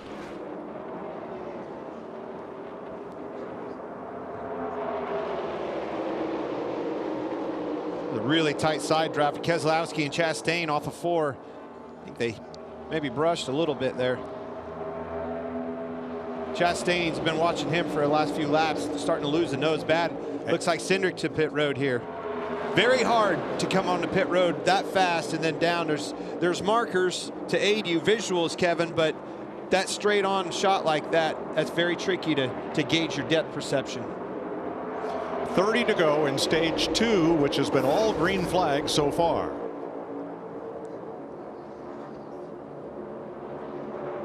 You see Kyle Larson pull down right there. He thought that Austin Cindric was shooting down to try to pass him, and he went down there to block him, and Austin Cindric kept coming to pit road. Now you see a huge run from the 1 and the 6, and Brad Keselowski up on the outside of Kyle Larson for the lead. Gosh, I love this. It takes me back to the way they used to be, the good old days of racing. Like these guys and their options, right? Brad Keselowski pre-race told us this is the plan. We have drag, we have downforce in this car. I don't have the speed to take off with these boys, but it should come to me. As this race progresses, it should come to me on a long run, and that is exactly what we're seeing. He's coming to you in the pits. A lot of them. Chastain, somebody has I that think wrong. he got down to the wrong pit road speed right there. 90 mile an hour, he went to 45. That was almost a big wreck. Well, and that's what we talk about, Clint. The driver and the spotter have a responsibility to change that up. And we go from 45 under caution to 90 under green. And I think Brad got that wrong, like you said.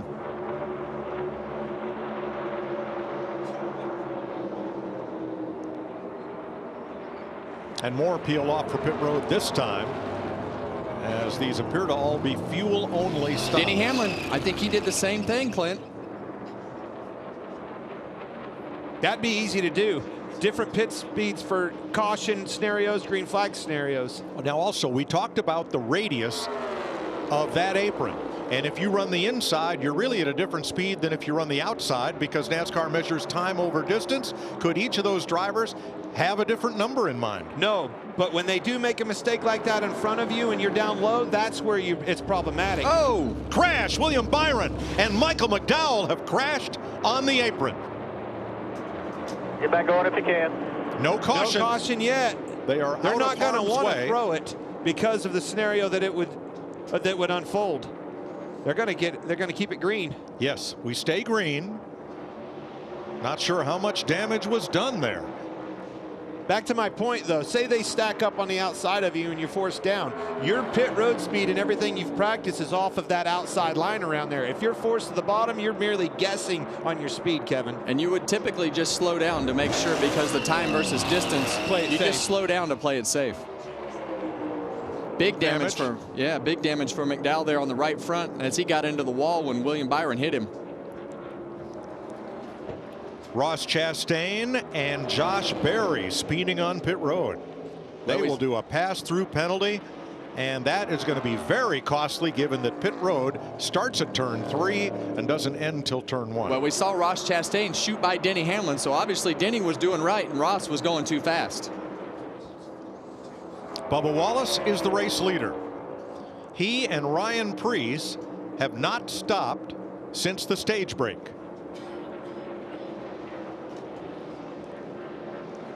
So let's see what happens here. Michael McDowell and William Byron slowing for pit road behind Kyle Larson, and McDowell locks him up. Rear tire, you saw the smoke come out of the rear tires right there, and that thing started sliding, and he just lost control of his car and hit William Byron. Once again, no caution flag. BJ McLeod too fast on pit road, and now the leader, Bubba Wallace, is coming to pit lane. Mistake, 2 green on pit road. Just that right rear tire lock up and shot the thing around on Michael McDowell. Wallace in for fuel only. Man, that car's tore up, Clint. I didn't notice the damage on the front of Bubba Wallace's car, but that splitter on the front of Bubba Wallace's car is pretty tore up. That happened back at lap 2. Yeah. And Ryan Preece in as well. He was the only other car that had not stopped under this cycle. Well, here are your leaders after everybody pits. It's going to be Austin Cindric, Joey Logano, Ryan Blaney, Todd Gill, and 4 Fords there at the front of this pack. And now we're going to see things really strung out as these guys come to pit road and come off of pit road, and all the things that we saw happen have really spread this field out. See McDowell lap down there because of that mishap on pit road. Ricky Stenhouse speeding, Eric Jones uncontrolled tire. And that's the last thing that you want to have is a speeding penalty right here, because now you're going to lose a lap and a half. So I'd rather be too slow than get a speeding penalty.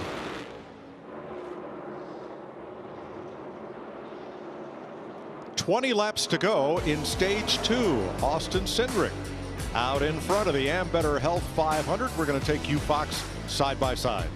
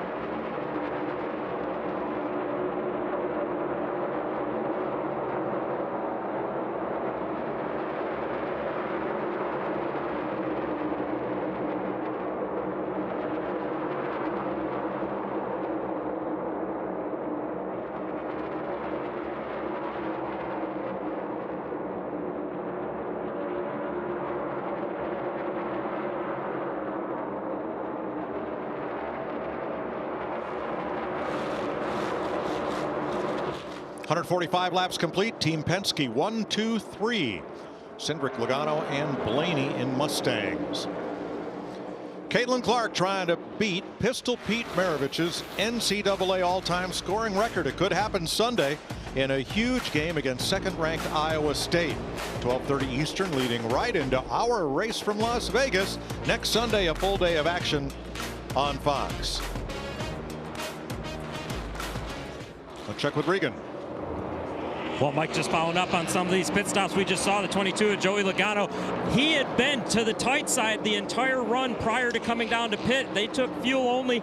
Now he is all of a sudden very loose with his car, so a little bit of complaints there. And the 5 of Kyle Larson, one of the only guys that took tires. He took 2 right side tires. He's been pretty good this past run. Hadn't really said too much about his race car. Keep in mind, he was struggling with the car being very inconsistent earlier. Jamie? Oh, Regan, going back to that commitment area inside turn 3. Every team got to practice 1 lap yesterday, going down to 90 miles an hour, going down to 45 miles an hour. Denny Hamlin, one of those that checked up. They had a hard time yesterday. They actually said that commitment cone was very difficult to see. Denny had checked up. They were forced to take right side tires. Now he's saying he's bottoming out. They told him the pace is up. Just hang on here. Thanks, Jamie. I'm wondering if those Henry County motorcycle cops, the ones that hang out about 1.5 miles north of the Speedway on 1941, are they here working overtime? Because on those green flag pit stops, Josh Berry got nabbed for speeding twice. Ross Chastain, Kyle Busch, and Bubba Wallace, and they all got caught for speeding right where the speed limit changes from 90 to 45 at the head end of pit road. You said it right there. The speed limit changes from 90, Kevin, to 45.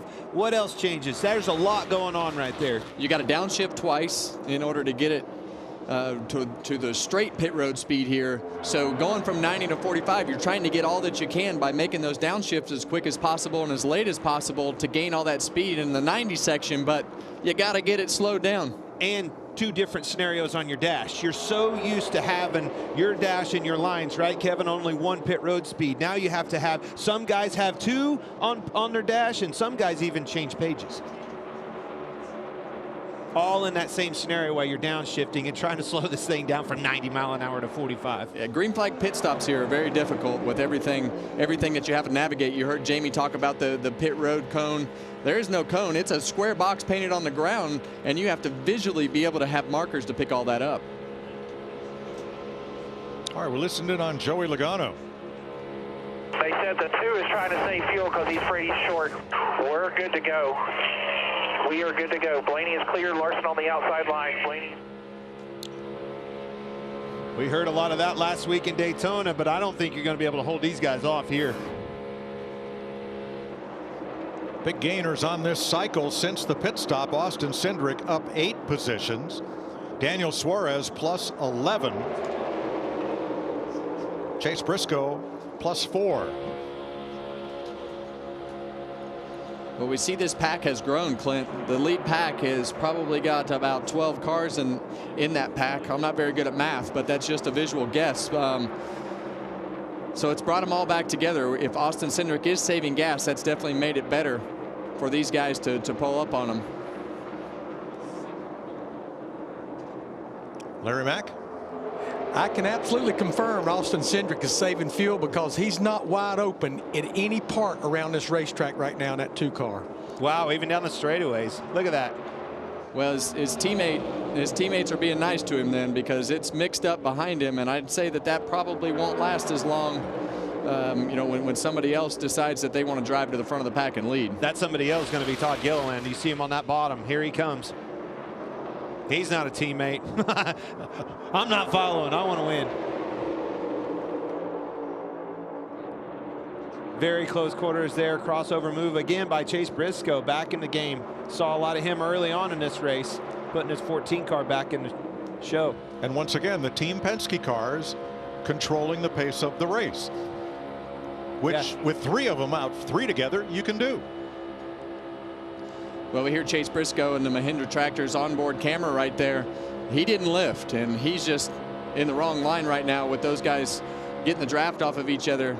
Did you hear that car pick up on the in car? yeah. You could hear it pick up, and why it did is Todd Gilliland right behind him. He picked up the help behind, and you could hear the difference that push made. And look how far back Todd Gilliland fell, because he got tight getting in the corner and had to let so far off the gas that he lost 4 or 5 car lengths there to Chase Briscoe after he got in the corner. At the back of this group, Brad Keselowski trying to become relevant once again. That pit road, a miscue getting onto pit road, cost him 8 spots. And he's still with this lead pack as the lead changes hands and Logano goes back to the front. And hey, a Chevy wants to play. Here comes Kyle Larson. That was almost too late of a block by Cindric. It got pretty close right there getting into one. He didn't like it. I'm coming back. I could do that too. Clear up. Yeah, and you see that little bit of shot that Ryan Blaney gave Austin Cindric there is the same thing that happened the lap before. You get a little bit of a shot and you're able to shoot in there and clear the car in the front and get back up in the right lane. 12 cars have pulled away from the rest of the field now by a full 5 seconds. With 3 laps to go in stage 2. You can see it ratcheting back up. Going for it. Truex making some moves. These guys aren't wanting to wait. Get this track position. See a lot of people dive to the bottom and try that slide up, the slide job. Get up in front of them. Try to get them cleared. That's the decision you have to make. Do I lift and go to the next corner, or can I clear them? Pit road is closed. The points paying window opens in 2 laps. And look at it really ratchet up. And then you see Austin Cindric change lanes. There he goes from the bottom to the top as Joey Logano. Oh, had a big block. run. Now he got pushed below the yellow line. Briscoe did, yes. The double line. Yep. I'm still in Daytona time, boys. Yeah, Briscoe and Truex got together there. If you get pushed below the yellow line, the driver that does that may incur a penalty. It's optional. NASCAR can review it.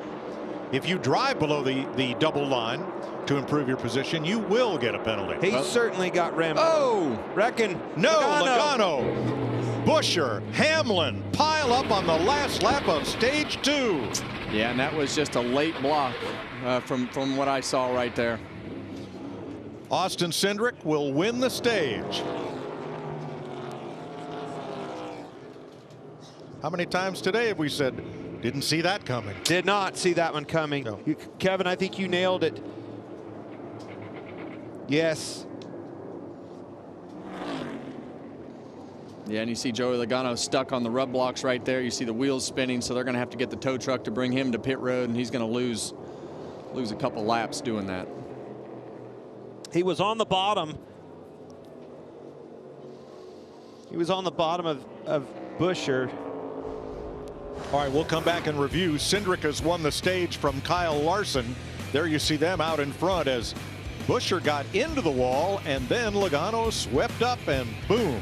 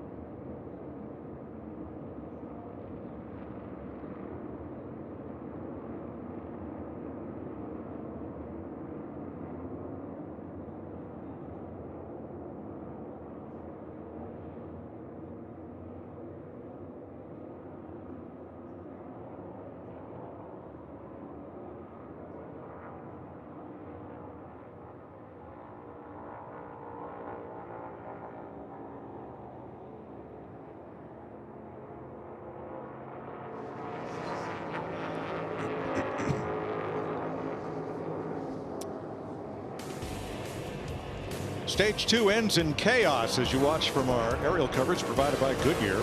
Powering every mile and every moment on NASCAR's road to victory. Goodyear, more driven.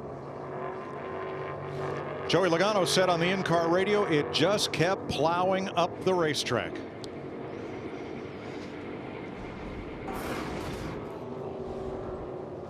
Yeah, and as we see Joey Logano on the bottom here, you're going to see him come up the racetrack, and as these cars get close, both of them are going to get tight. You see the flames come out of the pipe of Joey Logano's car, and those cars are almost stuck together. They aren't stuck together, but from an aero standpoint, they are stuck together and just want to go straight.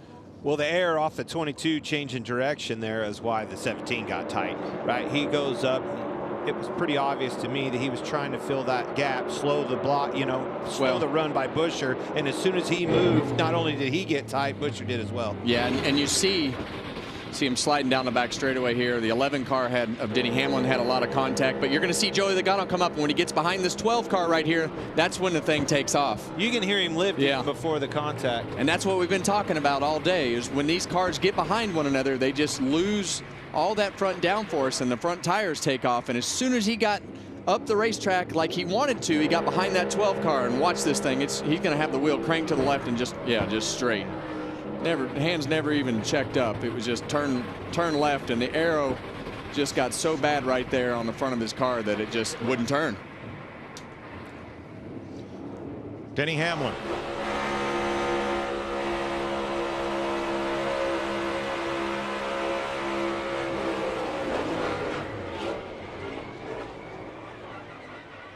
That air is so important, and you could see it firsthand right there with Buescher. As soon as that 22 car moved in front of him, he went to move, and that thing was along for the ride. This is Chris Buescher. Wow.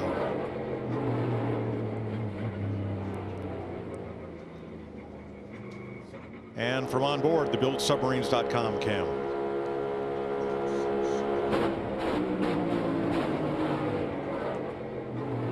Pretty frustrated there. What was that? You could see him looking down too. He knew he was in trouble with that 22 coming up the track. I hear you, buddy. Bummer. One of those days. Hate that for Chris Buescher, for both of them, really. Joey Logano, he was going to be a factor if he could get this thing to the end. Has been. Daytona was the same way. Crashed out going forward on the backstretch. So Logano has been towed to his pit. Brad Keselowski missed the 11 by about the thinnest slice of bread you could imagine. You're saying the 22 almost destroyed both of his cars? No, I'm saying the 6 just barely got through there. It was a near miss.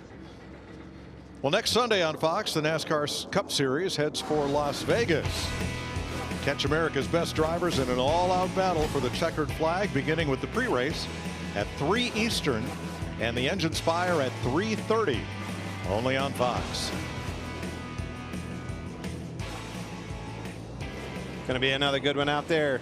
Fast racetrack. Downforce is king.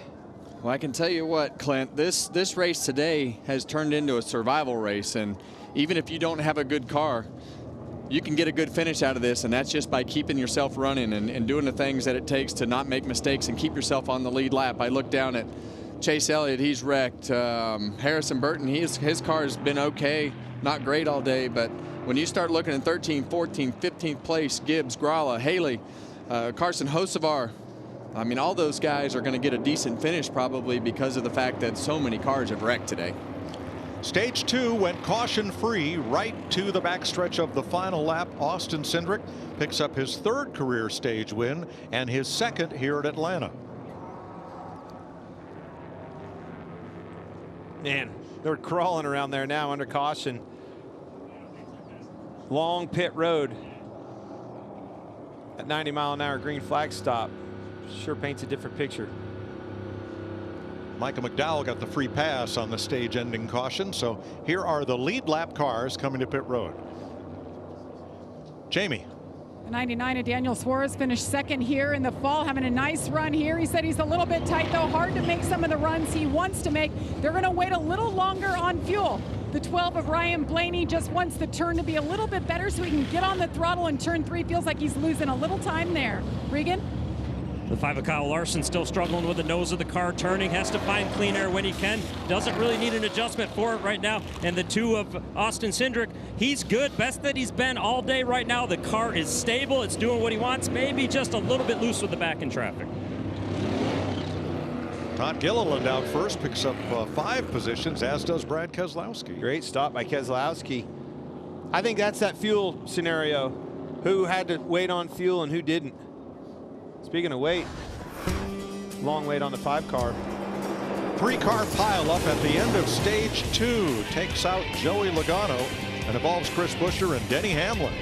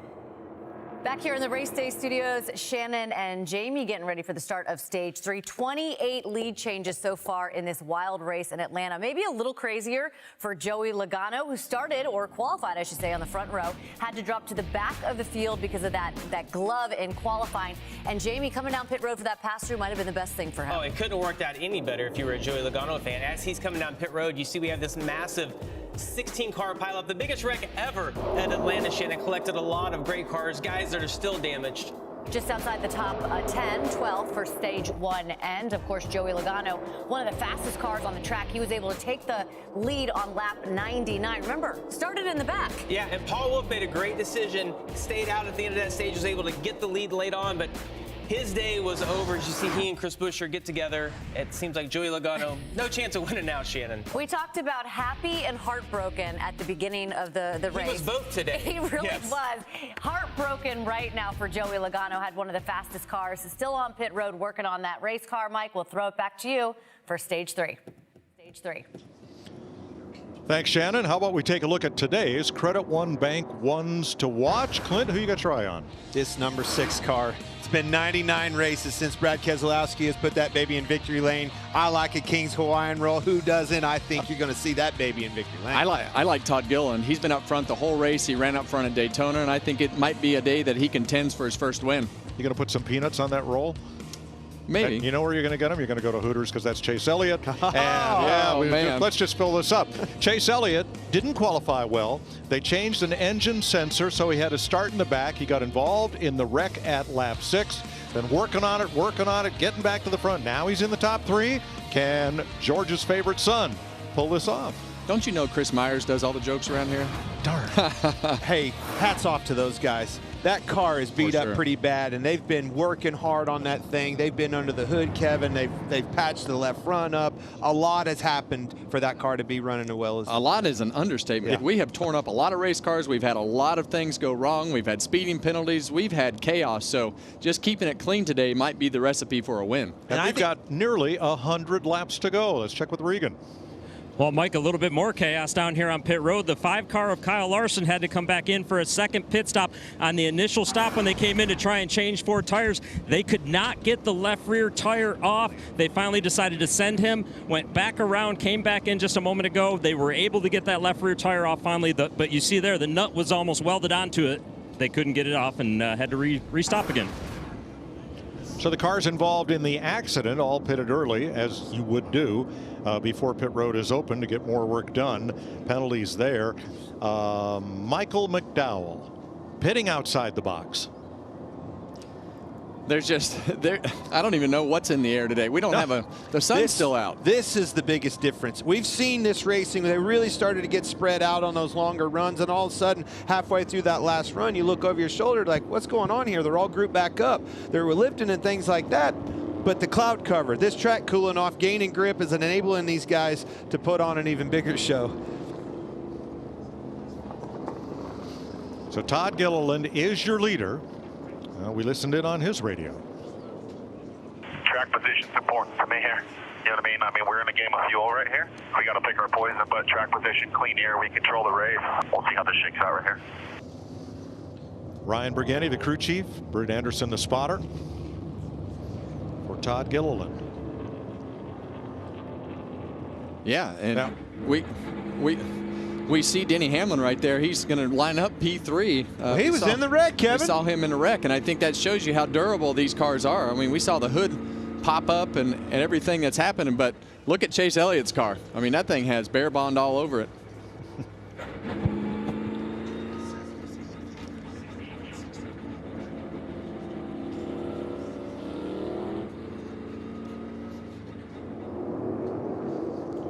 Well, the cloud cover, people putting their coats on, getting ready for the final stage here. We're going to listen to Britt Anderson, Todd Gilliland's spotter on this restart. This is the most laps Front Row Motorsports has ever led in a race, 60 and counting as we go back to green. Off in front of the 6. I can't believe we're looking at Chase Elliott running up front of this car. That car has a lot of damage to the left front. It is completely drug off, dragging on the racetrack, and he somehow, some way keeps putting it in position. Denny Hamlin in front of them, unbelievable. They were the last caution, Kevin. That car was completely sideways. He was the caution. Yeah, we saw him have heavy contact with the side of Joey Logano and Chris Buescher as they wrecked, but he's up there racing for the lead.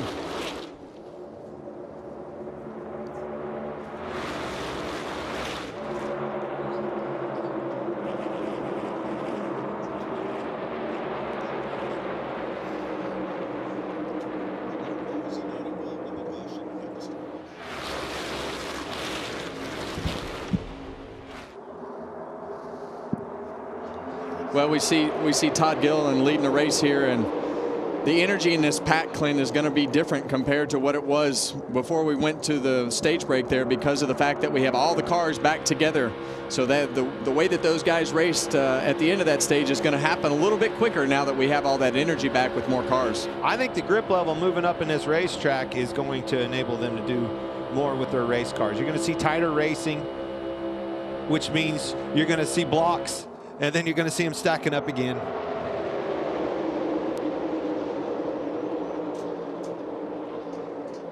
Not having to lift as much. Well, not having to lift as much. We saw everybody put for the most part, 4 tires on their car, and this is going to be back to resetting the handling on their cars and being able to go really hard at the beginning of these runs. Now you're riding with Martin Truex. He's been a catfish today, a bottom feeder. He's not come off that double line on the bottom, I don't think, for 2 laps the whole day. But he's been making it work. Well, he's made a lot of hay down there. Yep. To your point, yes. All the passes he's made, he's been back to the front, back to the front. Oh, wow. Oh, trouble. There it was, too. It was on the outside of Kyle Busch. You saw him fly down in there to the inside. Kaz Grala. Yellow's out, yellow's out. Caution is out. First caution of stage 3 comes at lap 174. The Massachusetts native was 9th at the time of caution. Tires up. Yeah, you could see Kyle shoot to that bottom, putting Kaz in the middle. I think he made a correction there, and yep.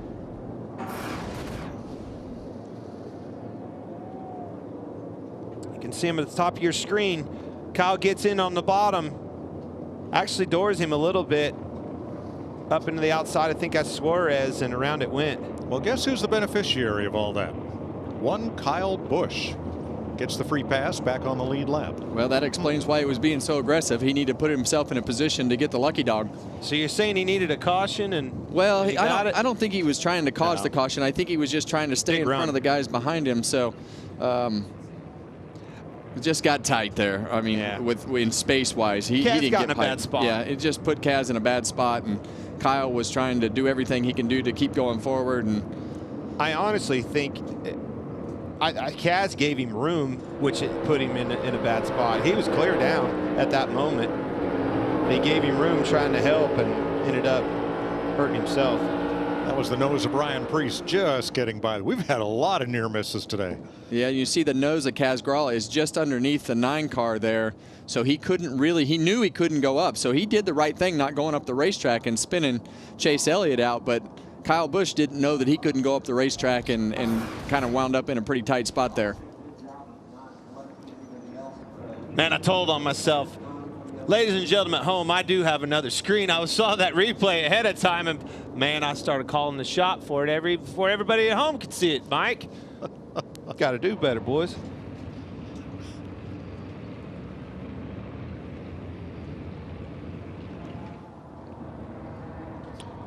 So Larry, 84 laps to go. What would you like to do here? Yeah, this is interesting, Mike, because we're still a ways away from the window opening to be able to make it to the end, about anywhere from 12 to 14 laps. But you know what? With 23 drivers on the lead lap, if I'm near the back, I'm coming and getting fuel. That way I've got to take less fuel under the green flag pit stop that comes up a little later. Well, yeah, if you get stuck in that green flag pit stop scenario like we saw earlier, we saw Joey Logano and a lot of those Fords get kind of out by themselves because they had clean pit stops and they were able to do the things that they needed to do. We see Ryan Blaney dive down on the pit road.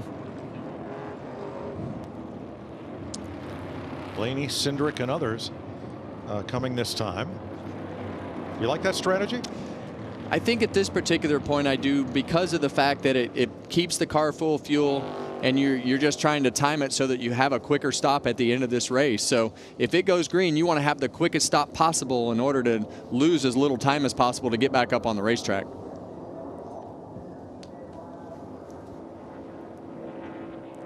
All I heard there was, if it goes green. I'm not. No chance, you're saying? Well, we'll see. Fuel only here.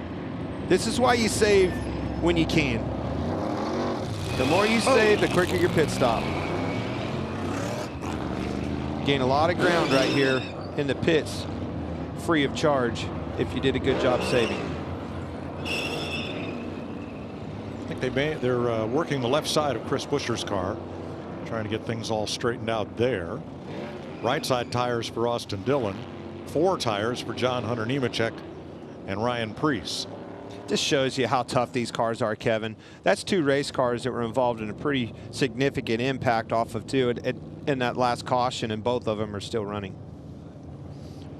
So Todd Gilliland, 3rd generation racer, is the leader in Atlanta, 83 to go.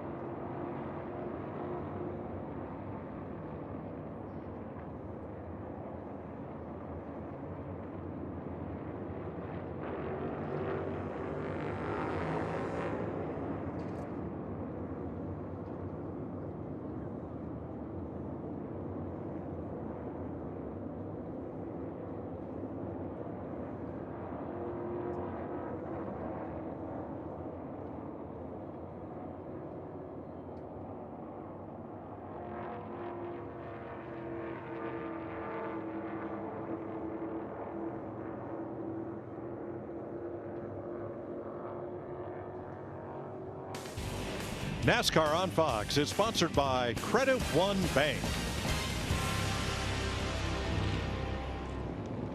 At the choose, Todd Gilliland to the inside. Very important choice now. Get down to the closing laps of this thing. Where do I want to be? Who do I want to be there with? Ty Gibbs will start in the back. He drove through too many boxes on the way into his pit. He was 13th. All right, Ryan Blaney is the first car in line that just stopped on this caution. He is in 10th place. What's the plan? All right, I need you to take care of gas pretty aggressively here until I'll tell you otherwise. Just save what you can. And what if Kyle Busch just got back on the lead lap with the free pass?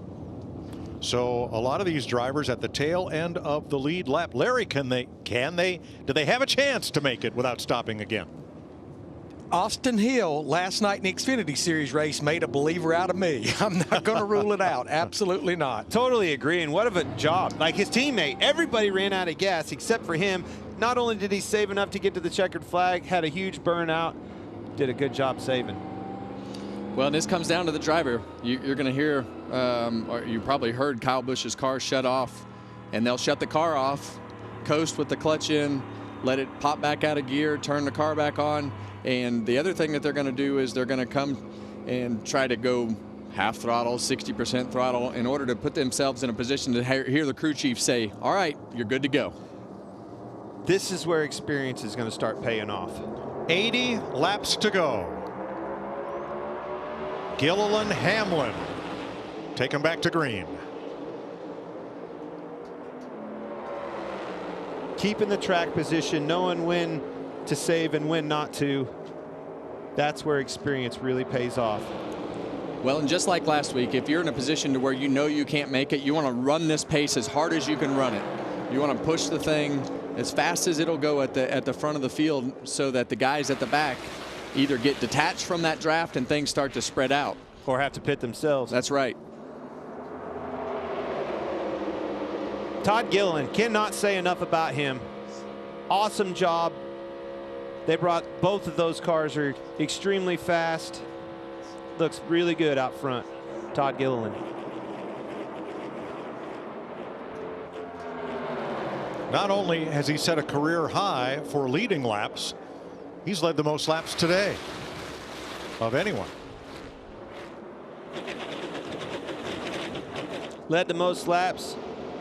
Teammate set on the pole. Job well done. Might not lead the next one, though. Truex, that bottom feeder again. Clear up. Look at this 14 car Chase Briscoe back. Short run speed galore, Kevin. Well, and right at the beginning of these runs, it allows you to play that checkup and go on the bottom of the racetrack and be able to pass 2 or 3 cars at a time. But when you don't clear them like he didn't clear them, and they decide to get more organized, then it kind of puts you at a disadvantage. But these first couple laps is the time to make up ground on the bottom. Look at this, Kevin. What's it like racing this car here in this late afternoon sun? Well, as Clint would tell you, I was half blind anyway. So, but this is one of the worst racetracks going into turn 1 with that glare on the window. You got all those pits and grime, and I know you just got a fresh tear off from the pit stop there. But as you go into turn 1, it gets really, really hard to see, and you have to start picking markers off the wall or just go off of instinct as you go into the corner, because right about here, it gets really bright, and that camera doesn't do it justice from inside the car. Sunset about 40 minutes away. It's going to get worse, too, as the sun gets lower.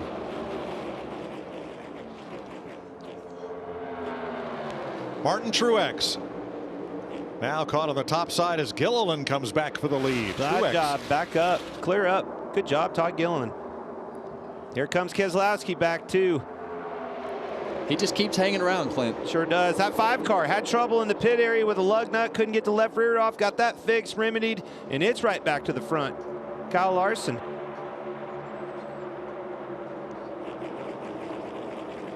The 14 Chase Briscoe, again, that short run speed, it really takes off good. Seems like he gets in trouble, falls off a little faster than most. Keeping that track position, holding steady and strong on that's going to help that scenario. Crossover move Cindric, the inside of Suarez. Yeah, and that's going to hurt that whole inside line. The slide jobs clear again. Truex on Gilliland. All one big pack now, with 23 of those being lead lap cars. Martin Truex Jr. out front at lap 186. We'll take you Fox side by side.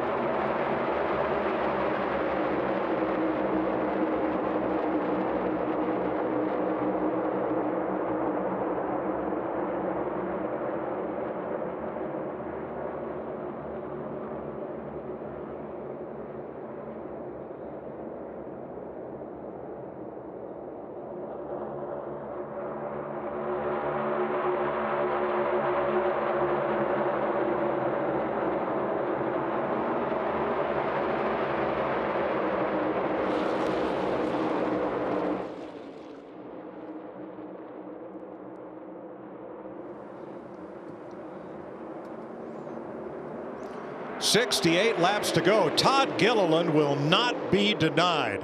He came back, took the lead. Now he's going to have to battle Kyle Larson to keep it. One thing that he has done up there is done a good job, obviously, with his speed, but has he saved any fuel, Larry? How close are these guys to the end? You told us maybe. Yeah, all those that topped off, straight up fuel numbers, they should be around 8 to 12 shy. Those that did not top off, like Kyle Larson, like Martin Truex Jr., you got to add another 5 to 6 to 7 to that. But that's straight up fuel numbers. And right now I'm watching throttle position, and I'm watching a lot of drivers that are saving a lot of fuel right now. That's a tall order. I thought you was going to tell me maybe 1 or 2 laps. Well, I'm watching them bang doors there, so they might not have to worry about fuel. One driver who is not saving is Kyle Busch. He got the free pass on that caution, and he is moving through the field. Busch is up to 12th place.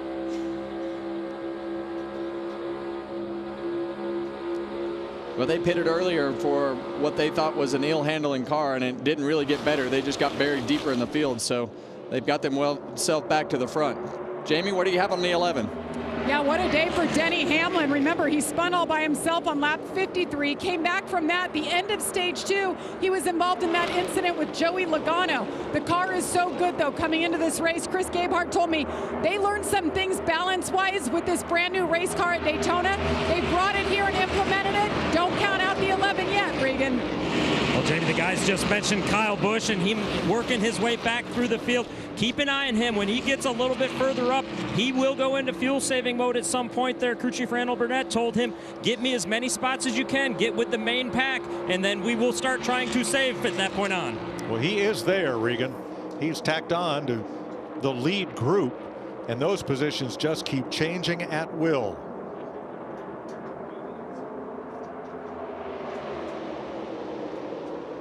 Traffic jam in front of him. 2, 3 wide here, getting in to 1. Riding along with Corey LaJoie. 3 wide in front of you, Kevin, off of 2, tight quarters. Not exactly what you want to see. Well, and I just can't overemphasize enough how hard these cars are to drive when they're behind each other, and you're looking for a lane to put the nose of that race car in that might just get a little puff of air if you're not the leader of the race. So it is all about timing. You want to get these pushes down the straightaway to try to get your lane going, but when you get to the entry of that corner, you see those cars spread out a little bit. They got to lift off the throttle to help get that nose to turn. And look at Chase Elliott and Austin Cindric on the pylon. That 21, that's how long it's been since they've been on pit road. They were the cars that topped off that are highest in the order. Elliott, Cindric, LaJoie, Blaney. This door-to-door action between Larson and Truex on this front is awesome. Truex has tried to clear him. Kyle knows that that's what he's wanting to do. He is not lifting, getting into the corner, keeping that car on his door, not letting him up. Going to see a clear up here. There he goes. 1 lift is all it took. Starting to see Gilliland falling off a little bit, maybe some handling woes. Oh, big spinner down to the apron, up toward traffic. It is Chase Elliott. Did a good job keeping that car down. Caution. The throttle. Caution is out. We're rolling if you can. Didn't overcorrect that car. That could have been bad for a lot of race teams.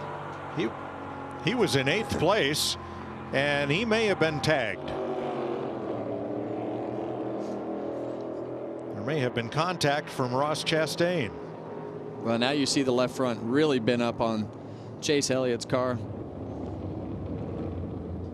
And it just felt like that was going to happen, Clint. They were definitely not in fuel mileage mode. They were in, how do we get to the front and stay there? And they were pushing and shoving and doing everything they could do for track position to get forward. 2 and 3 wide everywhere, heading straight into the sun. Have a look here. You see Chastain Chase Elliott 3 wide. Chastain gets to his bumper, getting into the corner, got into him. Turns him around. Yeah, and that's right in that vulnerable spot of the bumps and where you're trying to let off the throttle. So hard to tell exactly what happened there. Obviously, the 1 car is in the back of him, but did Chase lift? Well, for one thing, here we go. Chastain and Bubba Wallace are racing for the free pass position. Yeah, and you see the 1 car really hard into the back of the Chase of the 9 car there. was in a bad spot. I think you nailed it. He was 3 wide getting in, needed to lift a little bit to save his car. Chastain ran him over.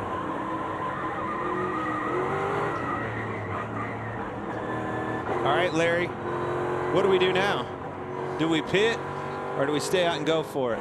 We needed some help. Well, I think you're going to have a mixed bag here, Clint. There is no doubt. There's going to be drivers that feel like they can save enough under this caution, and who knows? I think Mike said it. We're probably still not done with cautions. 100%.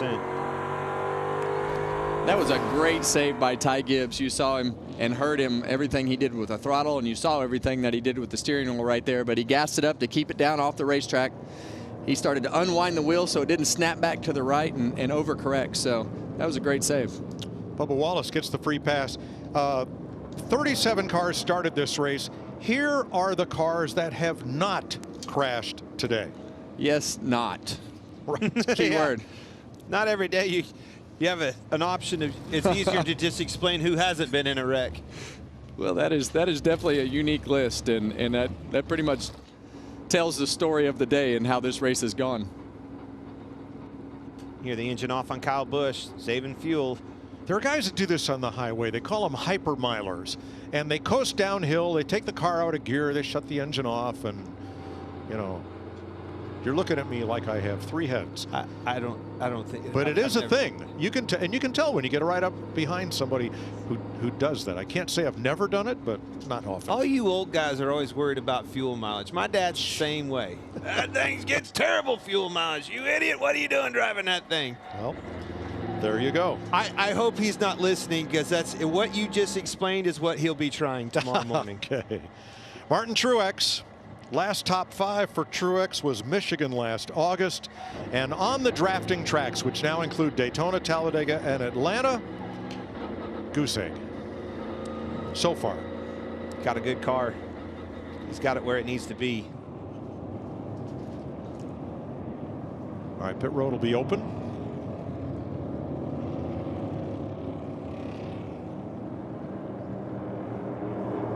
And it looks like everybody who did not stop at lap 177 is in now, along with some of those who did.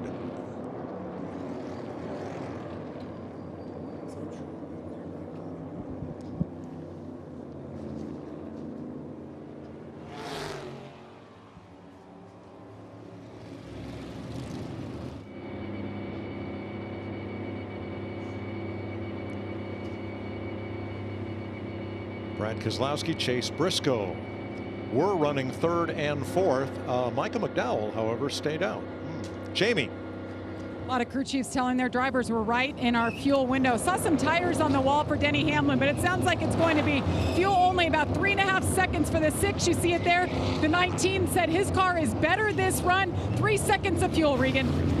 Kyle Larson, the 5 car, continues to gain grip with the front. He likes how the car is. It's going to be two tires for him. And the 14 to Chase Briscoe, fuel only, wanted a quick stop. Had been a little tight most of the day. Chase Briscoe with a bit of a gain here as he comes out alongside Denny Hamlin. Truex first out. Austin Cindric and Kyle Busch among the big gainers. 58 laps to go in Atlanta.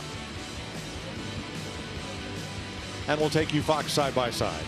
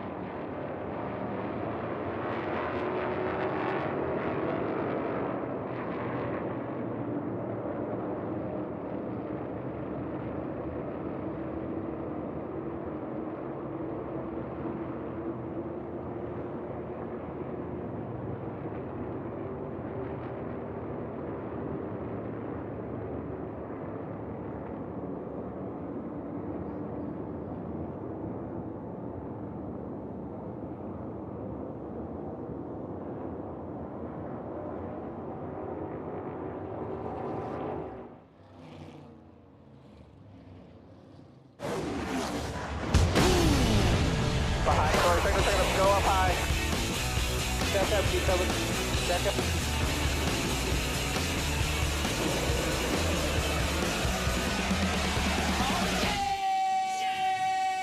I was right, you were wrong. 56 laps to go in the Ambetter Health 400 at Atlanta Motor Speedway. 7 caution flags today, including the stage breaks. All but 11 of the 37 starters involved in 1 crash or more today. Aerial coverage provided by Goodyear, powering the race from green to checkered flag and every mile in between. Goodyear, more driven.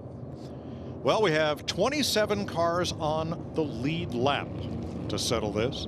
With 56 to go, we've got some Bubba Wallace radio. He is back toward the tail end of the lead lap in 22nd. I think that's why the middle kept opening up. I think everybody was kind of, hedging one way or the other. Yeah, about 2 car lengths before that shadow starts right there. You're just blind. Talking about that glare getting into turn 1. I'll tell you what, guys. This one race has gave us a year's worth of highlights. Watching these things happen, it's unbelievable what's happened today at Atlanta Motor Speedway. Been a tough day over for a lot of drivers, including Tyler Reddick. That's the Xfinity Mobile onboard cam. And Reddick has spent most of the race 15 or more laps down. Out of the race, Christopher Bell in the garage with crash damage. Zane Smith, Noah Gregson, Josh Williams. Green flag, 55 to go.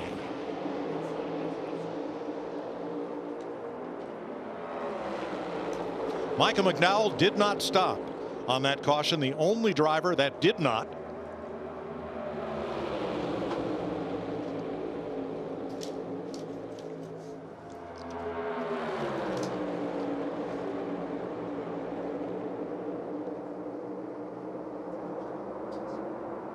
He was wanting clear up so bad right there. Almost cleared Michael McDowell in front of Truex. Maybe one more push from Hamlin. Maybe he can get the job done here. Well, we know how fast that car has been. There it is. The whole race. And you see Truex just dip down and get just a little bit of side draft to pull him back there a little bit. But so close. Oh! Austin Dillon in the wall hard off of 2. Way off the pace. No caution. Trying to get out of the way. He was 14th. That car just shot up the racetrack on him. Stays on the racetrack.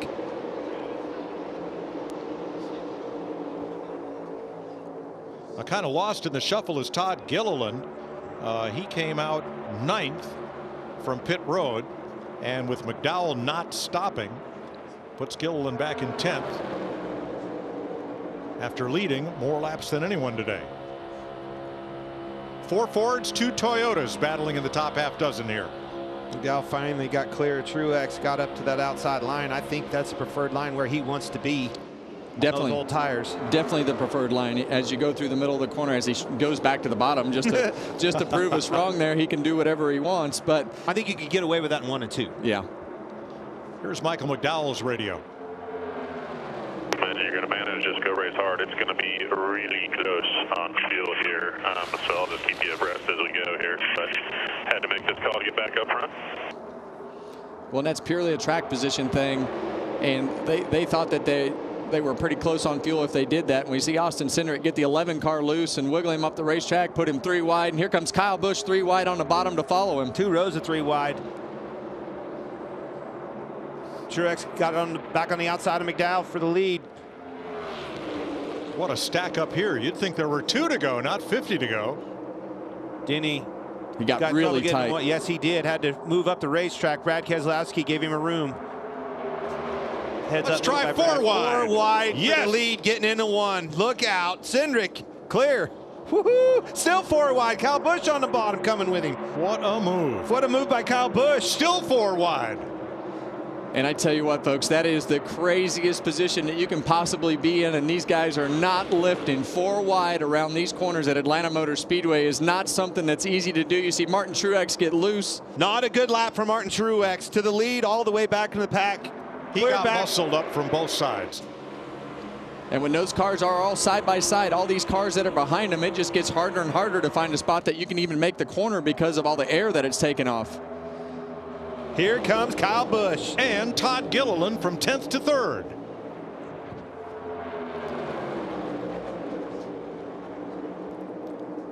Justin Haley down there on the bottom of the racetrack in the 51 car, pushing Todd Gilliland to the front. We talk about Justin all the time on these super speedway racetracks and what a great job that he does. So here he is showing up at the front at the end of this race. He's got a win at Daytona. And Larry said he took 4 tires on his last stop, and it shows. Larson almost shot to the middle there. That hole closed up on him. Thought better of it. And guys, we still have 48 laps to go. I know. How long can they keep this up? The sun's going down. Grip level's coming up. So is the intensity. They're able to get away with way more. I never thought in a million years that 4 wide was going to work. Yeah, when that sun goes down, Clint, the track temperature goes down, so the cars just gain grip. And when these cars gain grip, they get more comfortable. Yeah, they get more comfortable and start pushing each other harder and harder. Clint, I can't remember 4 wide at Atlanta that didn't end up in a pileup. Well, the first one worked, so why not? Let's do it again. They followed suit for a whole lap, 4 wide. Unbelievable.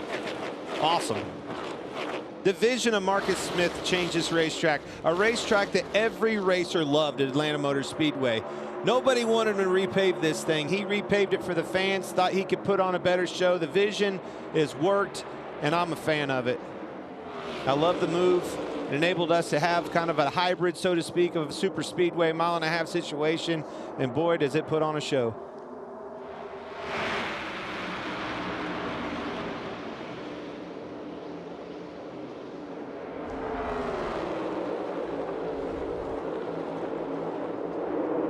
Oh, we see the 12 car Ryan Blaney into the left rear of the 51 car Justin Haley there. So that was close to a wreck. We're working on that list. That's the short cars that weren't involved in a wreck. Trying to make it shorter yet. Denny Hamlin to the outside for the lead on Austin Cindric. He's got the push. Kyle Busch behind him going into turn 1.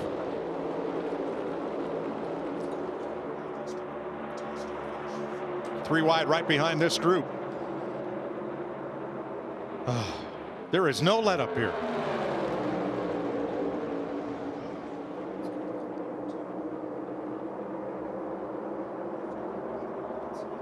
As we start running more and more laps, even though the sun has gone down and the track's getting cooler, I mean, the handling is still going to come into effect, and you're going to see the Brad Keselowskis as we see Chase Briscoe shoot down to the bottom of the racetrack to take the lead, try to take the lead from Denny Hamlin. Oh, he pushed him up.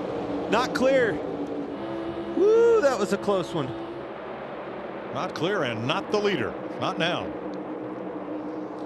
All right, we're going to take our last scheduled side-by-side break as they come to 42 to go. Denny Hamlin out in front.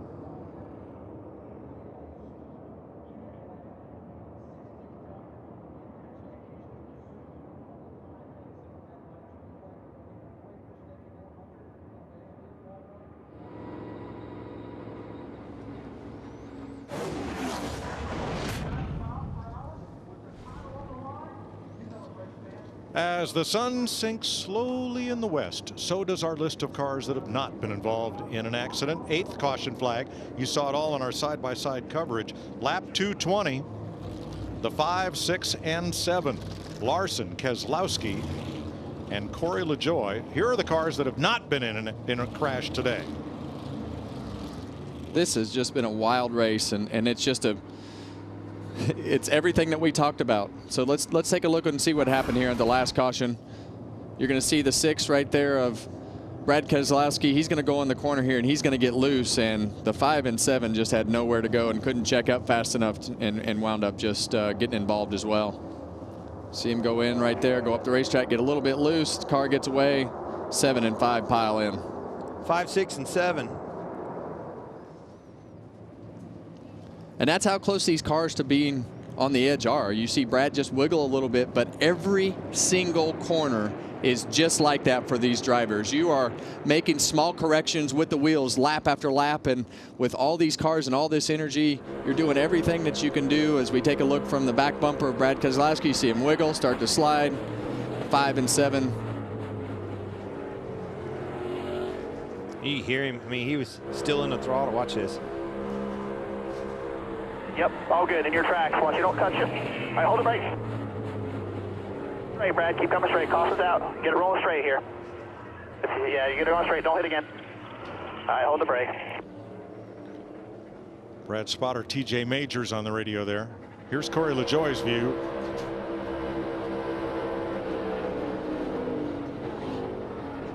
Minor damage to LaJoie. There was just nowhere to go. 3.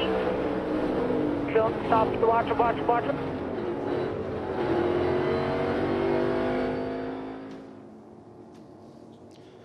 This is the 5th race on the new configuration of Atlanta, and Kyle Larson has been involved in a crash in every single one of them. Not of his own doing necessarily. Landed right in his lap. Nope. Had it where he needed to be, right? I mean, it's all you can ask as a driver. And that's all you can do. You just got to know as we go on board here with Kyle. Brad steps out. He's just wrong place, wrong time. And that's just bad luck. And you want to race at the front of these fields as much as you can, and you just got to play the percentages. I used to always tell myself it was a 50% game. You had 50% chance of wrecking. Obviously, that's not working for Kyle, but I guess if you add in all the other super speedway races, maybe it works out for him. Now, Michael McDowell, who did not pit on the last caution, has made a pit stop under this one. There's McDowell, who will be a guest on Race Hub this coming Thursday on FS1. And Austin Cindric up in the top 3. Here's his radio. These guys have already realized that I can follow a lot closer than most of them, so it makes me valuable and dangerous. I like it. Car's good. Copy. He can push, feels comfortable doing it, has the grip behind cars in the wake. And he's got a fast car. That is rare.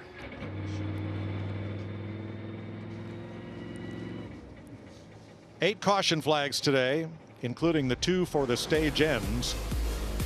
The action began at lap 2 when the 3 of Austin Dillon goes spinning, and 16 cars in all pile up. The biggest recorded pileup in Atlanta Motor Speedway history. Chris Buescher goes for a single car spin. Denny Hamlin off the front bumper of Kyle Busch.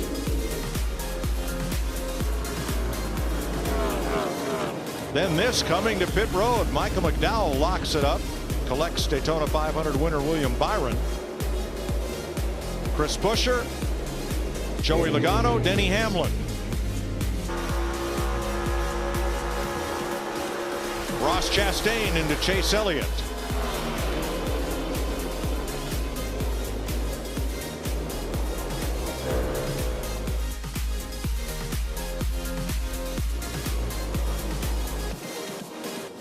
Kaz Grala went for a spin, and then this involving the 5, 6, and 7.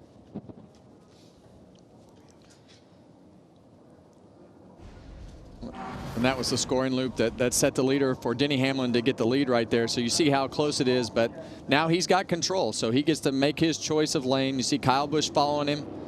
Those cars made good ground going to the front of the pack. So how about Kyle Busch picking behind him on the bottom? Did that surprise you? Not going to that outside? I think he feels like that he might be a good pusher. It just depends on the scenario of his car. He might feel like the bottom lane is better for him. I don't know everything. There's a lot of decisions that have to be made from those choices that they have talked about. But it seems like the bottom lane can get going for a couple laps. At least on the start of it for the first corner for sure. But man, as strong as his car is, I was a little bit surprised that he didn't elect to go to that outside and try to eventually be in that preferred line that we've seen, work so many times on the outside. Larry, have we run enough caution laps that fuel is no longer a concern? Yeah, I think when they topped off most of them back there on that caution lap 202 right in there, I think that pretty much covered everybody, Mike. I think we're good to go. Even McDowell elected to finally come to pit road under one of these cautions. So when we restart, 25 cars on the lead lap. William Byron, the first and only car 1 lap down right now. It'll be 35 laps to go. Hamlin and Busch on the front row, Cindric and Briscoe, Gilliland and Truex, Burton and Blaney. And let's crank it up on the restart. He's off you now, 3/4, focus on 11.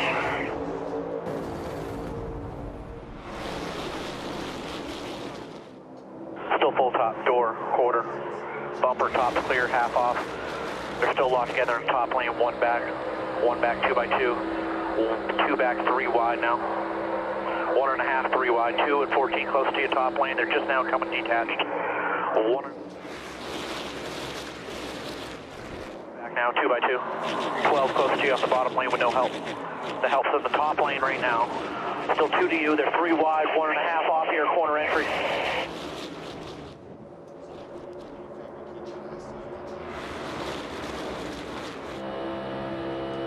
Still there with the 12. 12's by 1 to the 2 now. You're back to even, both by half to your help. They're tight outside now, no hole. Only quarter to the 38. Still even 12. He's by half to the 2. Still out there tight. Still out there tight. 12's closest 2, but he's got no help. 1 back, 2 by 2. 12's going to push from the 2 now, corner entry, still by 1. Still by 1. Ribbon grab. Still inside. Still inside. Still inside. 1 out front. Still inside. Still 1. Within 1.5 of him. He's going to bite it for no time.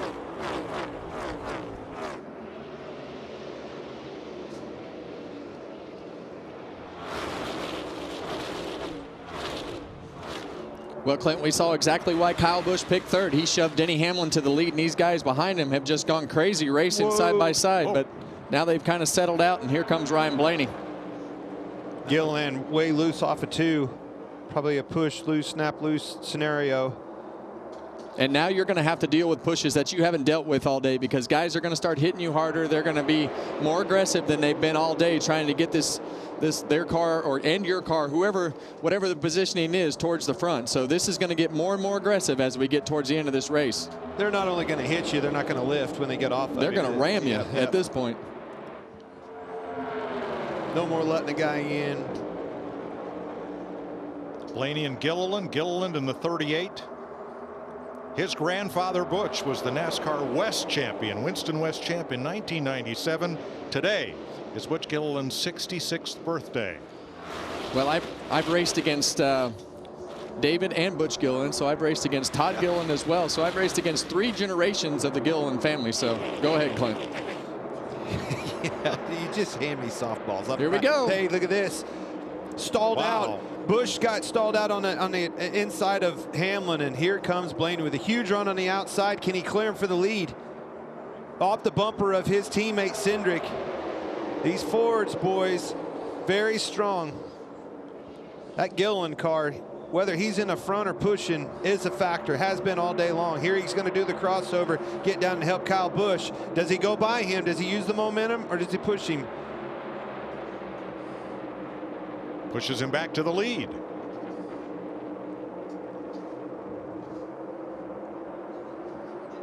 Blaney steaming around the outside. Well, we talked a lot before the race, and 3 wide with Chase Briscoe on the bottom. He has a tough time holding it down, too. You see him shoot up the racetrack. That was a heads-up move by David Gilliland. Excuse me, Todd Gilliland. You had me messed up at David, but he gave him room, lifted, and look at the distance lost on it. Cindric just had his nose chopped off by the 14 of Briscoe, who stopped that run right in his tracks. Briscoe's, he's giving these guys fits. He gets these big runs, and he can't hold it down in the corner. That'll get him in trouble if he's not careful. And he's been very aggressive with his blocks and everything that he's been doing. So you see those guys hang him out.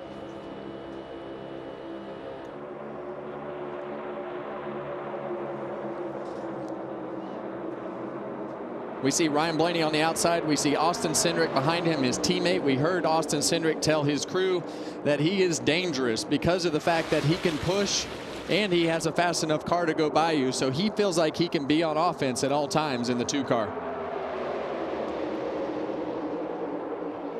Bubba Wallace, 3rd car in that outside lane. This thing has massive damage to the front of it, lower splitter, and man, he's still able to get it up front and make some hay. I think that scenario will change if he's the lead car in his line. Well, he's in the majority, Clint, so most every car in this field has damage. So right. Oh, Briscoe. Whoa, big lift out of Hamlin, got in trouble. Briscoe might have scraped him there. Again, because of the same scenario I was talking about with Briscoe earlier. He gets those big runs and he can't do anything with it. When he gets in the corner, cannot hold it down, pushes him up the racetrack. Well, and the other thing that's going to do with the whole field, as you start making those moves over and over and over again, you're going to get less and less help. So you might be able to make them on the aggression, but you're also going to get hung out. Martin Truex was the loser on that one. He was in the high side, had to lift, and got backed up because of it. Well, we see the 4 car, Josh Berry right there. We talked about his dual speeding penalties under green. He's been able to get the lucky dog and get himself back in contention. He's running 11th right now. Larry Mack, you got some trends for us with 24 to go? I do, Mike. We've had 4 races on this Atlanta configuration, and the average of the final caution is lap 238, which is 22 laps to go. Right now, we've got 24 to go, so we'll see. Well, and that's exactly what those guys up on the pit box do. Is exactly what Larry is telling you. Every time there's a caution, they play the percentages. They go with the analysis of the race and figure their fuel mileage. But, man, these cars are all over the place. Up, down the racetrack, 3 wide, 2 wide. These big runs they're getting and not being able to hold it down, like we've talked about with Briscoe, he's not the only one in that scenario. That's where the trouble is going to happen. Right. You don't have any trends or any analysis for how hard Chase Briscoe is pushing that number 14 right now. They're all going for it. It's those runs, Mike. They get massive runs. Looks like the 4's been into somebody. The right side, no markings on those tires. Cindric with a run underneath Kyle Busch. Crossover. Watch this push on the outside for Briscoe. And what you saw Kyle Busch just do right there to drive up in front of, as he tries to go to the outside of Ryan Blaney, but he put himself in front of that 14 car as it had a big run, and Chase Briscoe had no choice but to push him. So as we get later and later in the run, as we saw Ross Chastain do last week, you're going to have to block and pick and choose where you want to put your car in front of those lanes coming at you. And they're still 3 abreast. Couple of rows deep right there. The speed in the 14 is what makes him dangerous. He's able to 4 wide. Puts him in bad spots. There he goes. He's around. Off the nose of Denny Hamlin, who also was involved. Chase Briscoe. Larry, you missed it by a lap. I'm sorry, buddy. Well, and that's exactly what we talked about, Clint. You know, Briscoe just kept putting his car in position after position, bad spot after bad spot, and finally it has bit him. Well, the speed in his race car enabled him to do that. You know, I'm not putting that on him. It's the package, right? Denny Hamlin, he was a contender. That car was capable of getting the job done. Finally did him in. Going back to that, tons of speed in that car. but it was kind of a dart without feathers. That thing would get down there and force him in a scenario to have to make a move. It was time and time again, the speed down the straightaway, land a problematic situation in your lap by the time you got in the corner. And there you saw Denny Hamlin's right front wheel is locked. He's just going to try to nurse it around to pit road. Full moon this weekend. Anybody surprised? No, not me. Chase Briscoe climbs out after a very eventful day.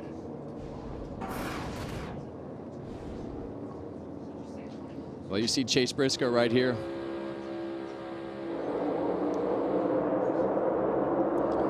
Got up in front of Bubba Wallace, tried to go through the middle, and they were too wide below him, and he just lost it. Shot the gap one too many times. Yeah, and you want to be aggressive, and you want to keep doing everything that you need to do to go forward, but at that particular point, he just got a little tap from the 11 underneath him there because they were 4 wide. There was just nowhere to go and wound up getting spun out. Can't say he wasn't going for it. 9th caution flag of the day.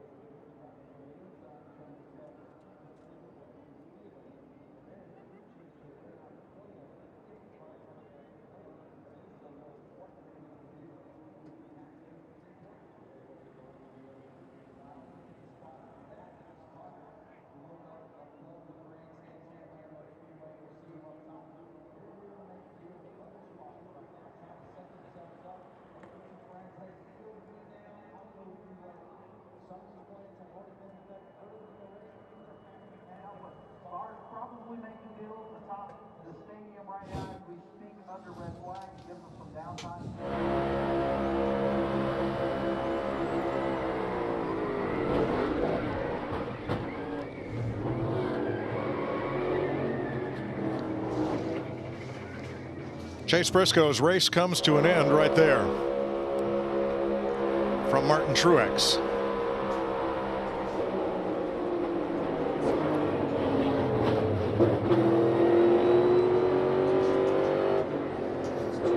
Other than Briscoe, looked like Denny Hamlin got the worst of it here. Yeah, and that's just, you know, they're too wide below Chase there, and spotter's got to be telling him too wide. I don't know what the spotter said, but they were too wide below him, and hold on. Yeah, he went too low, and Denny Hamlin was there with the car below him, and he couldn't go anymore, and the 14 wound up getting spun out right there. Yeah, Daniel Suarez had a run to the inside of Hamlin, so they were stacked up 4 wide. Well, it's one thing to shoot a 4 wide gap if you've got momentum. No momentum getting into 3.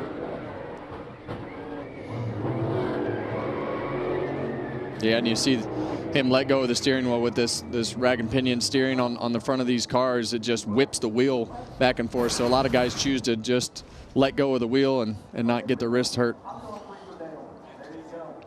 Let's hear from some of the drivers on just that, what to do with your hands when you're in that situation. If you're involved in it, typically I will, I don't know, a lot of people take their hands off the wheel, but I just kind of grip it, just kind of get in a tuck position and hold on for dear life. You don't want to get your hand caught in the wheel. That's a done deal for a while. If you break your wrists, break your hands. If I'm in an impact, I'm letting go of the wheel. You try to do yourself a service by getting your hands out of the wheel, because that thing is going to move and it does not care what's in the way. It will break stuff. Yeah, and you see Chase just choose to do that. And for me, I was a hang on for dear life type of guy. I thought I could drive it all the way to the end of it. That changed a little bit in these cars because it does rip the wheel out of your hand so hard. So for me, it was exactly what you said. I just need something to hold on to. We're in a wreck. Man, just being along for the ride without holding on to anything is kind of scary.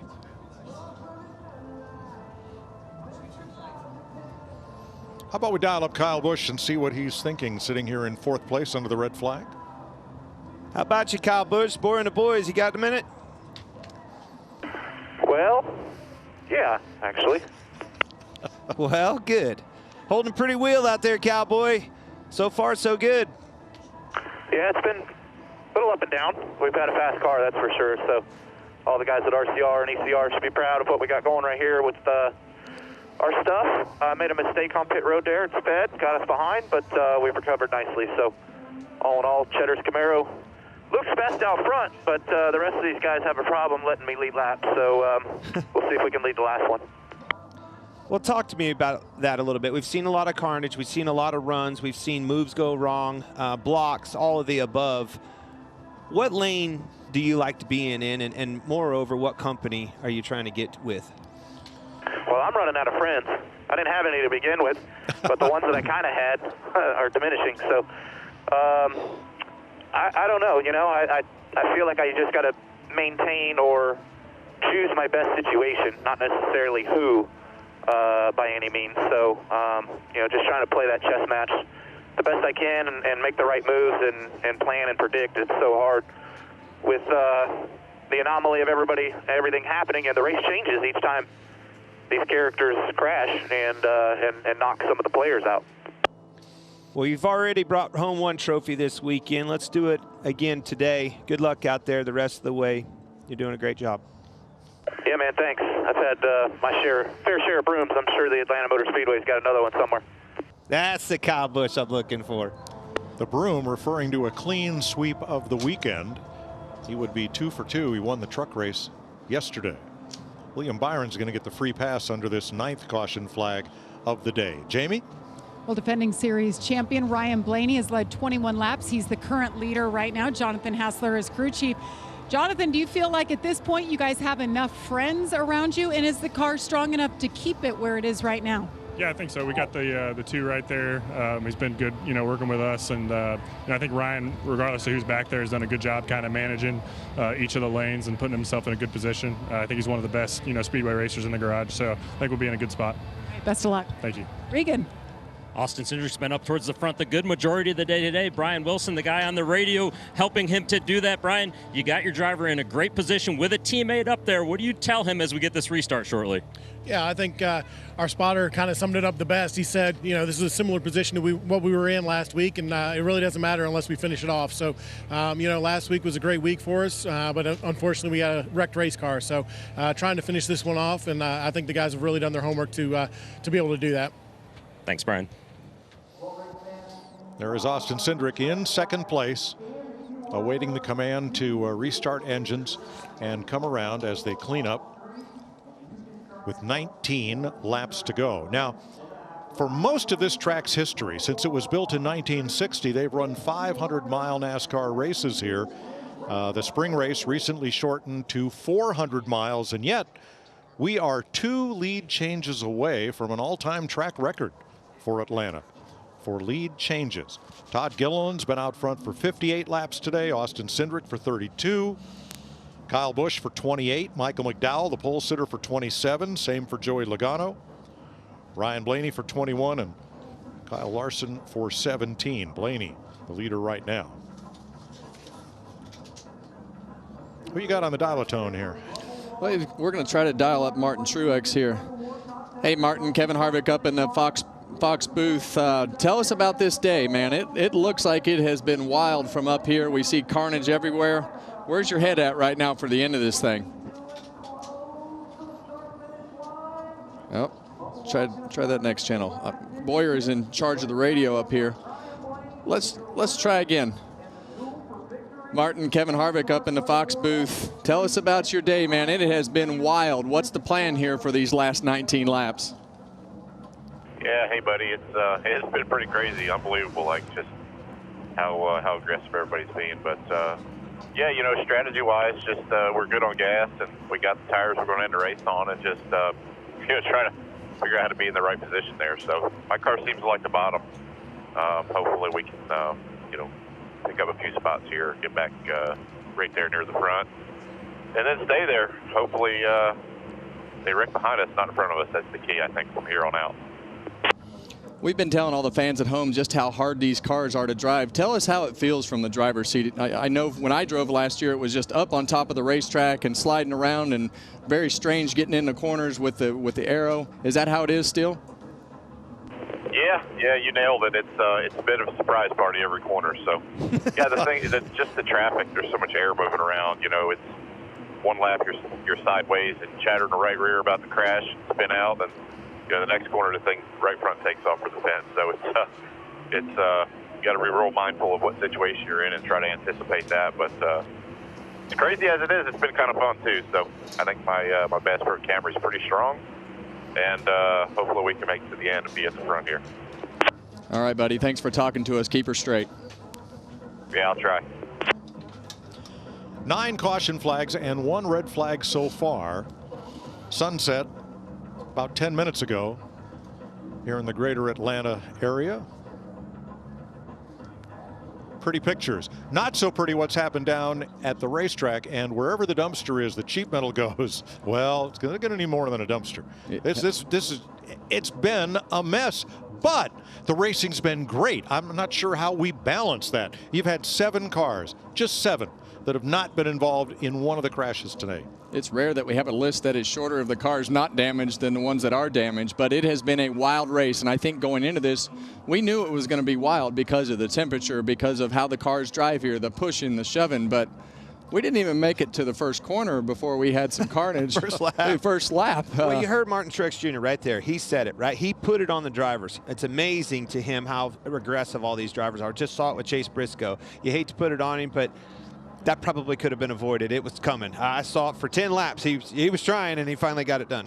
But does a driver say, well, hey, that worked okay the last time I tried it. Hey, 4 wide. We can go around 4 wide here. I'll try it again, and I'll try it again, and try it again until you can't. Well, sometimes that momentum and a fast car just puts you in the kind of take the bait type of mode to be able to shoot this hole and shoot that hole. But it has definitely become a survival race, and I think as we get to the end of this race, we still do have a couple of fast cars up in the front for sure. And I think as we go later and later, the pushes, like we talked earlier, they're going to get harder and harder and might not be the last yellow. It's the package. I like what you just said right there. The options on the table. It's up to you whether you take that option or not, right? It's put people in trouble time and time again. We've seen that, but holy cow. What I mean, it's the highlight reel's longer than the race. It's unbelievable. You're almost speechless. Is that what you're saying? Almost? Close. You got more. Okay. Let's check in with Shannon and Jamie. Well, we got the highlight reel for you guys. He sure did. He knew that we were coming. We were actually trying to write down all of the drivers that were involved in wrecks. We figured maybe just go the other way. I think there's about 5 guys who have not been involved because this started early, Jamie. Yeah, lap 2, you see one of the biggest wrecks at Atlanta Motor Speedway. 16 cars involved in that, eliminated a lot of good cars before they even got to start. And this was common, Shannon. We saw guys get loose. You see Chris Buescher on lap 25 moved up just a little bit, got his right rear in the dirty part of the track, and spun around. Denny Hamlin, he's had an eventful day, right? This is the first of it. Lap 53, he slides through that infield. Single, I mean, we've seen this a lot, right? We've seen guys just 1-car wrecks. Yeah, and this here was green flag pit stops. Michael McDowell locks up the rear brakes, gets into the Daytona 500 winner, William Byron. both of those guys lost a lap in that instance. Heartbroken Joey Logano, lap 159. Started, I mean, he qualified on the front row, had to start in the back of the field, and was all the way up at the front, and then his day was done. Denny Hamlin was involved in that one as well. This is Ross Chastain getting into the back of Chase Elliott. Spun Elliott around, only a one-car wreck, but Shannon, we have seen so many spins today. Yeah, at 219, multi-car wreck, and we're seeing this. I mean, over and over again, wreck, wreck, wreck, wreck. We've had 9 cautions so far. We still have under 20 laps to go as we just got back to yellow flag out there. It's not over yet. What is the cause of this? I mean, we saw the 4 wide, right? We knew that these guys are getting aggressive out there. We know that they're taking chances, but it has been just wide open since the start of this race. Yeah, and as it gets down to the end, you're seeing right here Chase Briscoe going around. Guys get more aggressive because it gets more intense as the race gets down to the end. But I would say this has been one of the most fun races to watch. And listening to Clinton, Kevin talk about it in the booth, the racing, typically you see the leader have this massive advantage because of having clean air. It's almost as if the cars behind have the advantage because of the draft they're able to generate. No one's safe. At lap 2, when that first wreck happened, I remember you said, oh man, I don't know how this is going to affect the race. I don't know if this is going to be as good because of all those cars that were out of the event. Well, I was just worried that if you eliminated 15 or 20 cars, what kind of a speedway drafting type race are you going to have? But we've seen a lot of those guys that were involved in wrecks be able to come back and have great runs. Mike, what do you think the odds are that we see 4 wide again in these last 18 or so laps? I give that about a 7 out of 10. I think we have enough cars left to do it. I also think we have not seen the last caution flag. I would agree with you on that, Mike. I think you are 100% right on not seeing the above. Yeah, 4 wide and not the last caution. All right, here comes Daniel Hemrick, Todd Gilliland, and more to pit road.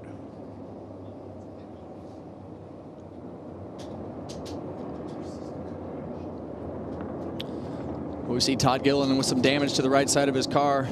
Daniel Hemrick there changing right side tires, damage to the right side of his car as well. But as we get towards the end of this race here, I think you're going to see everything that we have seen, but probably a little bit of what we saw last week with Ross Chastain, as he did just an absolutely wonderful job of blocking.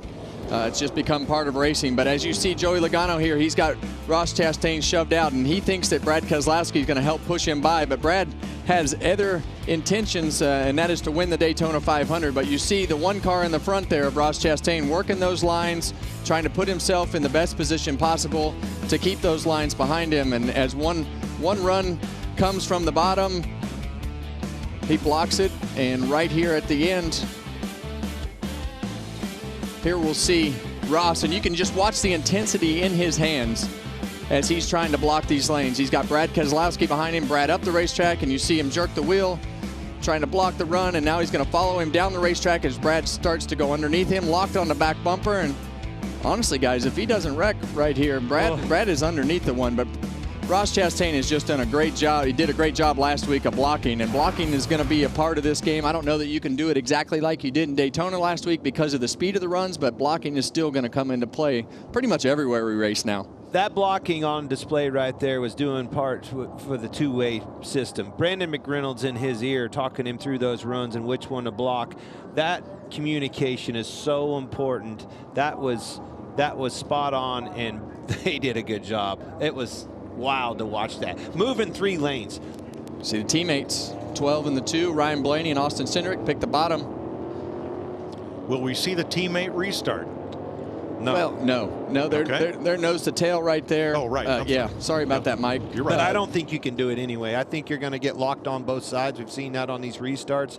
I didn't think Kyle Busch not taking that outside. I was like, man, I think I'd have took a look at that. He elected to stay on the inside. You covered it, Kevin. Last restart was able to push to the lead and stay there. All right, we've got some radio traffic from drivers on the craziness on track today.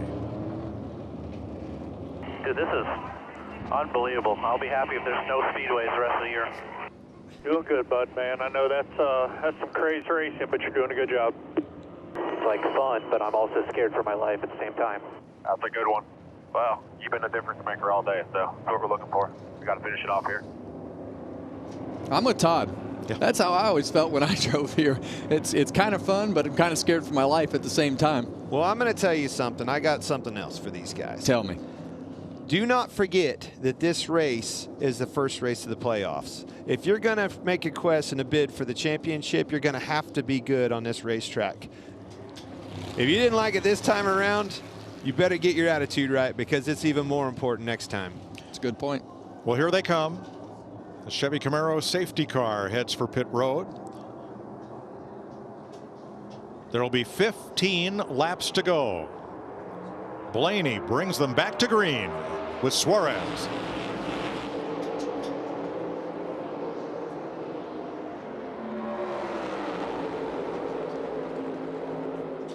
Haven't seen much of Suarez today. Haven't talked about him much, but he was right there. Don't forget, right there at the end of the 500 as well. And teammates are going to be strong. And Truex locked onto the bottom again. He was nestled right up to Cindric in the 2 there. See both the 99 and the 2 car have to check up there, and the 2 car come off the bumper of the 12.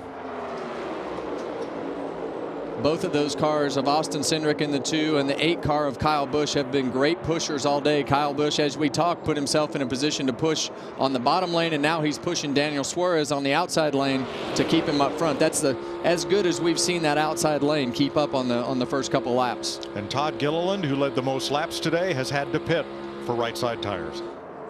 Kyle Busch told us, you know, not much dancing partners left in our stable. He's got one right there with Suarez in front of him, a Chevy. 2 Chevys on that outside, 2 Fords on the bottom.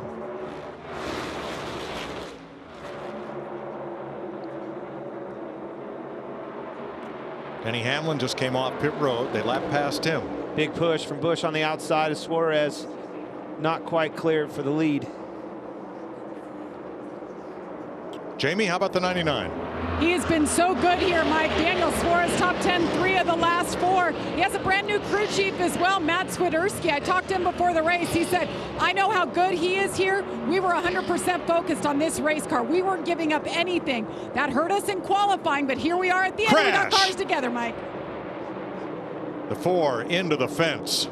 And the 9 of Chase Elliott goes for a double spin there. Whoa, close call. Oh, it wasn't the last caution. Well, they all got checked up. You see the toe link on the left rear is broke on the 4 car. Chase Elliott car is still rolling, but when we play this replay, you're going to see the 2 car have to get checked up and get stuck in the middle, and it jammed things up from the center of 1 and 2 to the exit. Sure did. Big movements there in the front of the line. Obviously, the crash was behind it, but Cindric got in trouble, had to lift getting into 1. Watch these runs. I was looking at Busch pushing Suarez, getting in on the outside, but the push was coming as hard on the bottom too. You see him lift. Cindric got tight, got up into Busch. He had to move, and here comes Truex on the bottom filling the void.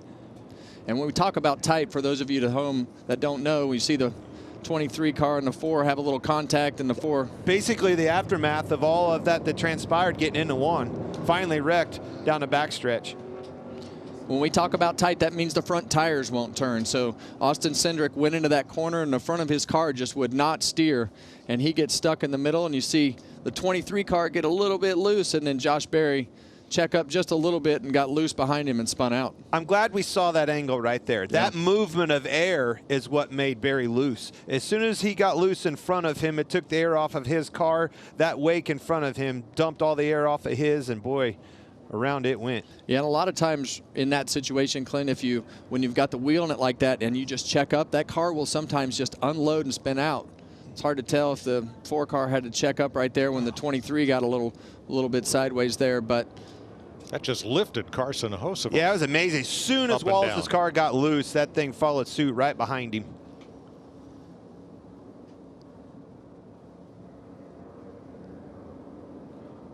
Nemechek just narrowly misses a spinning Elliott. Here's Corey LaJoie's view.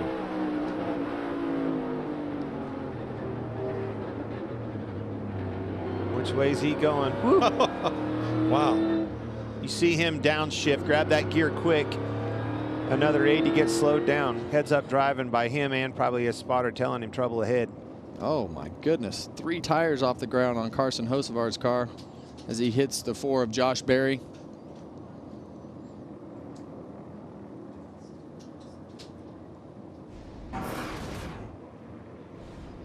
See how hard that thing is to drive with that broken toe link on the left rear. 10th caution flag of the day. Still 10 laps to go. Daniel Suarez out in front of Ryan Blaney.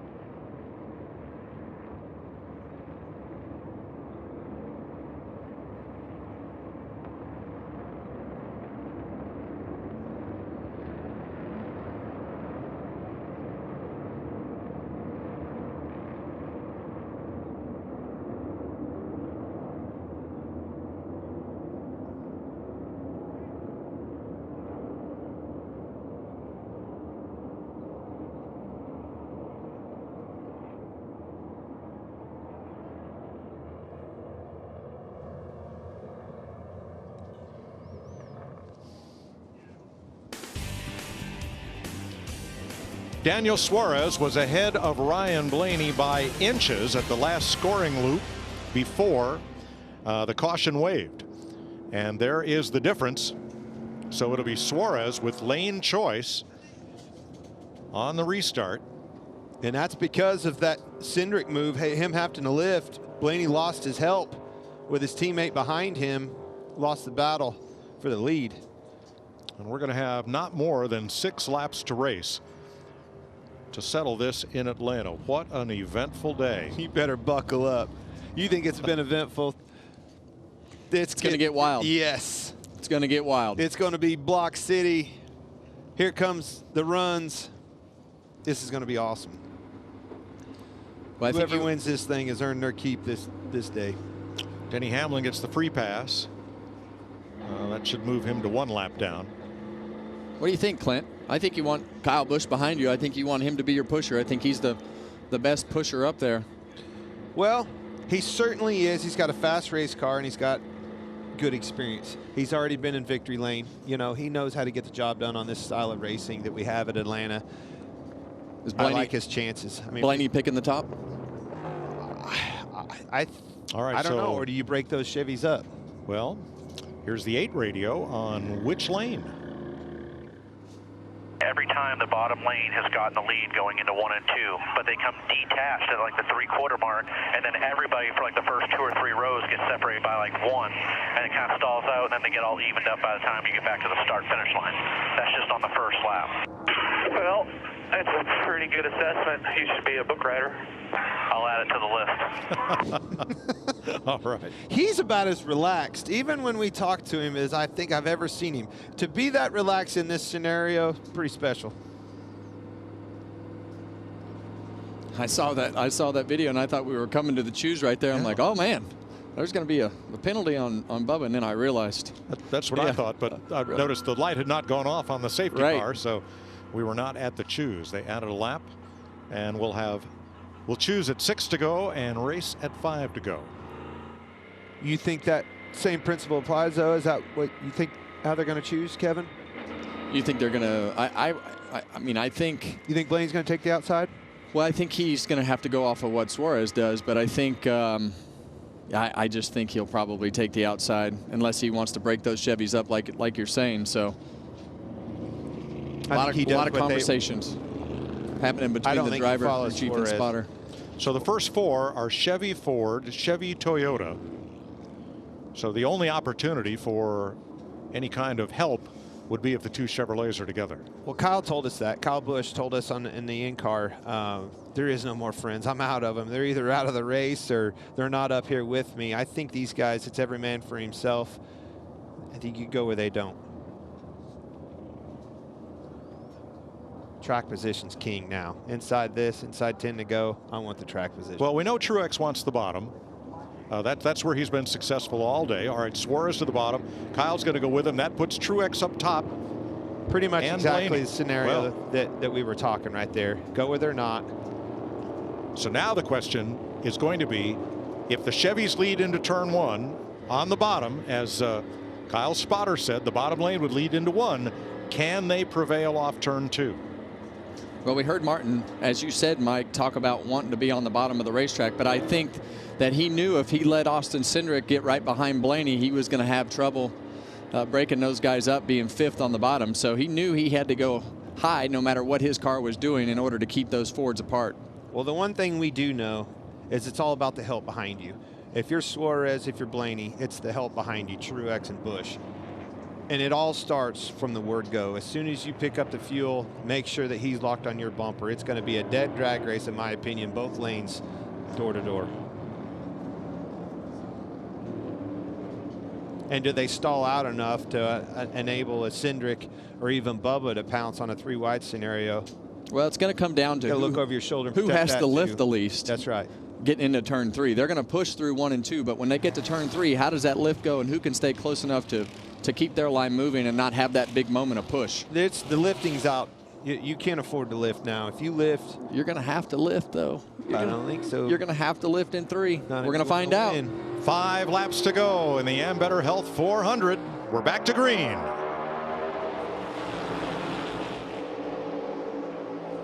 Well, certainly a better jump on the inside for Suarez and Busch, but here comes the push on the outside, Truex Blaney. They're locked up on the outside. I think they're going to prevail off the 2 going down the backstretch. Suarez moves for the block. Didn't get it, missed it. Here comes Blaney on the outside for the lead.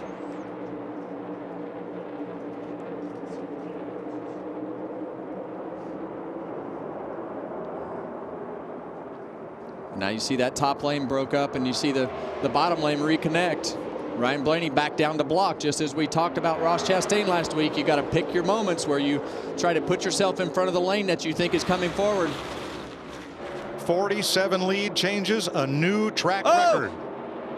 Such a huge save by Busch. Got loose off of 2. That's that wheel. Had a lot of wheel in it. Got tight and loose. Here comes Suarez on the outside. Got loose. Pushed Truex back. And that puts Kyle Busch in the stealing seat. He is in position if he can marshal a charge here. Chastain back in the mix, 3 wide on the bottom. Kyle Busch all by himself with a huge run into the corner, but Blaney is just doing an absolutely wonderful job of blocking. You see contact with Ross Chastain and Bubba Wallace. Suarez way high. That Blaney's doing a whale of a job blocking. Can he keep him behind? The runs are going to come. Here comes Cindric. We know he can push.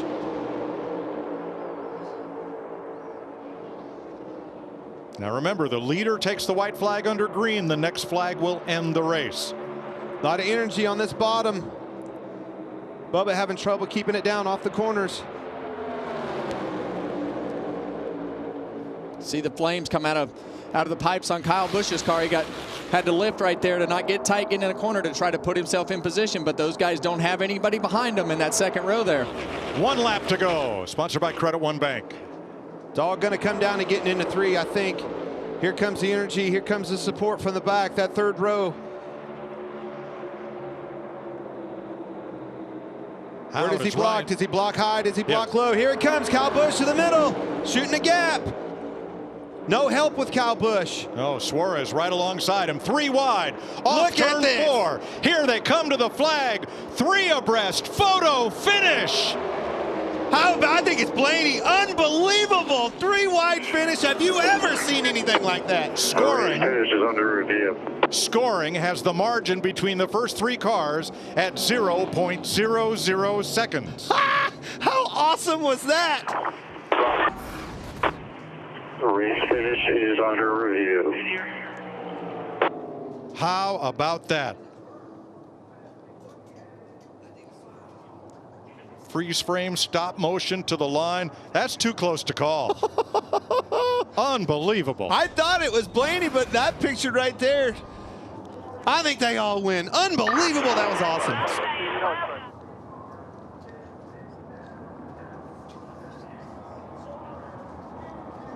NASCAR was reviewing. 99, 12 in the 8. Race clear is the 99. How about that? Daniel Suarez, the 32-year-old from Monterrey, Mexico, gets his second Cup career win. His first one came last June at Sonoma. This is a very popular win. Daniel Suarez, I said it last week in Daytona, he was in that picture at the end of that thing. Boy, was he here again at Atlanta. Yeah, and this last half a lap was just absolutely unbelievable. As they go into turn 3, Kyle Busch is going to get a huge push by Bubba Wallace. Blaney doesn't pull up to get the middle lane blocked, and Kyle Busch puts it right on the outside of Blaney, woes them all down. Bubba Wallace gets tight, so really at this point it's a race between these 3 guys coming to the start-finish line, and it's just a drag race and nobody's going anywhere, and it comes down to a dead heat between the 3 of them at the start-finish line. What? That's unbelievable. We'll believe it. That was awesome. And I love what you said there. As soon as Wallace slid up, it eliminated all the help from behind. At that moment, you knew it was a 3-car drag race to the finish. And Daniel Suarez, how about you, amigo? Huge win for him. That's going to be very popular. 7th win for Trackhouse Racing. Their last came at Phoenix in November in the season finale. And Chevrolet doubles up with wins at Daytona and Atlanta. There's a high five. What a finish. What a finish. What a race. Day. Yeah, and night. It's my new favorite track, boys.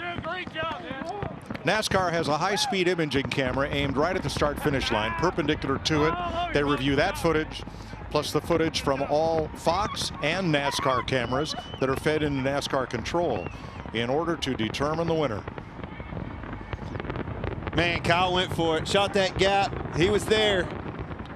I know he's frustrated, but holy cow, being a part of that 3-wide finish, team owner Justin Marks. Hell yeah, buddy! Me amigo! Here we go! Hell yeah, brother! Hell yeah! Oh my God! I love you, man! I love you, man! Oh my God!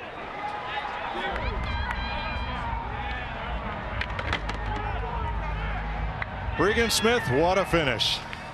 What a finish indeed. Daniel Suarez, it is a mob scene down here with your team. He's got the piñata, and the piñata is busted. What an amazing finish, Daniel. You found a way to get to the outside there. Did you know you had it at the line? Because none of us did. It was so damn close, man. It was so damn close.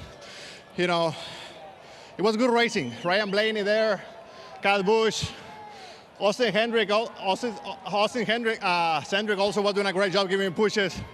In the back straightaway, he didn't push me because he knew I was going to fight his teammate, but man, what a job, you know. We wrecked lap 2.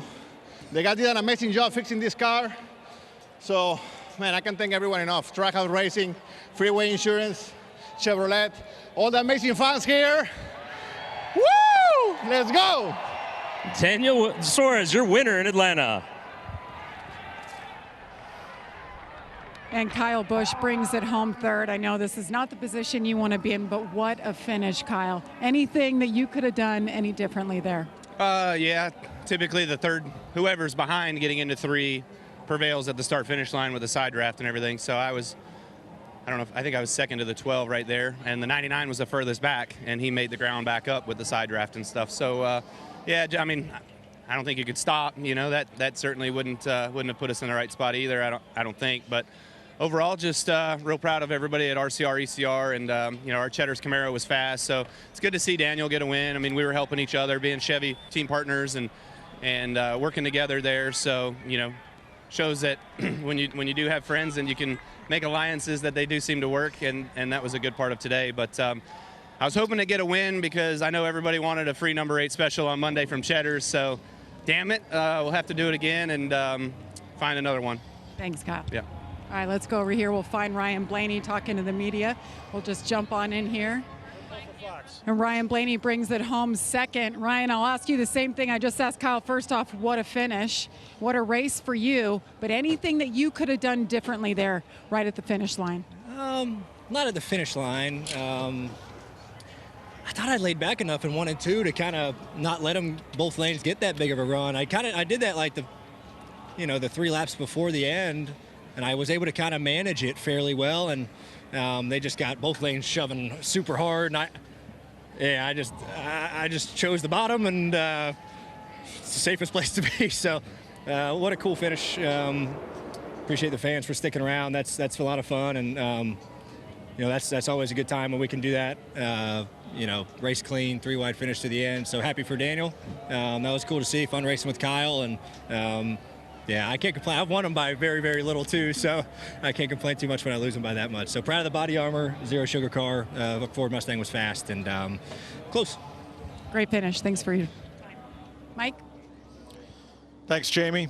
Record number of lead changes, record percentage of cars in the field involved in accidents, 3 1/1000ths of a second decide the Ambetter Health 400. Well, the Charlotte studio will pick it up on the backside, but what a day of racing in Atlanta.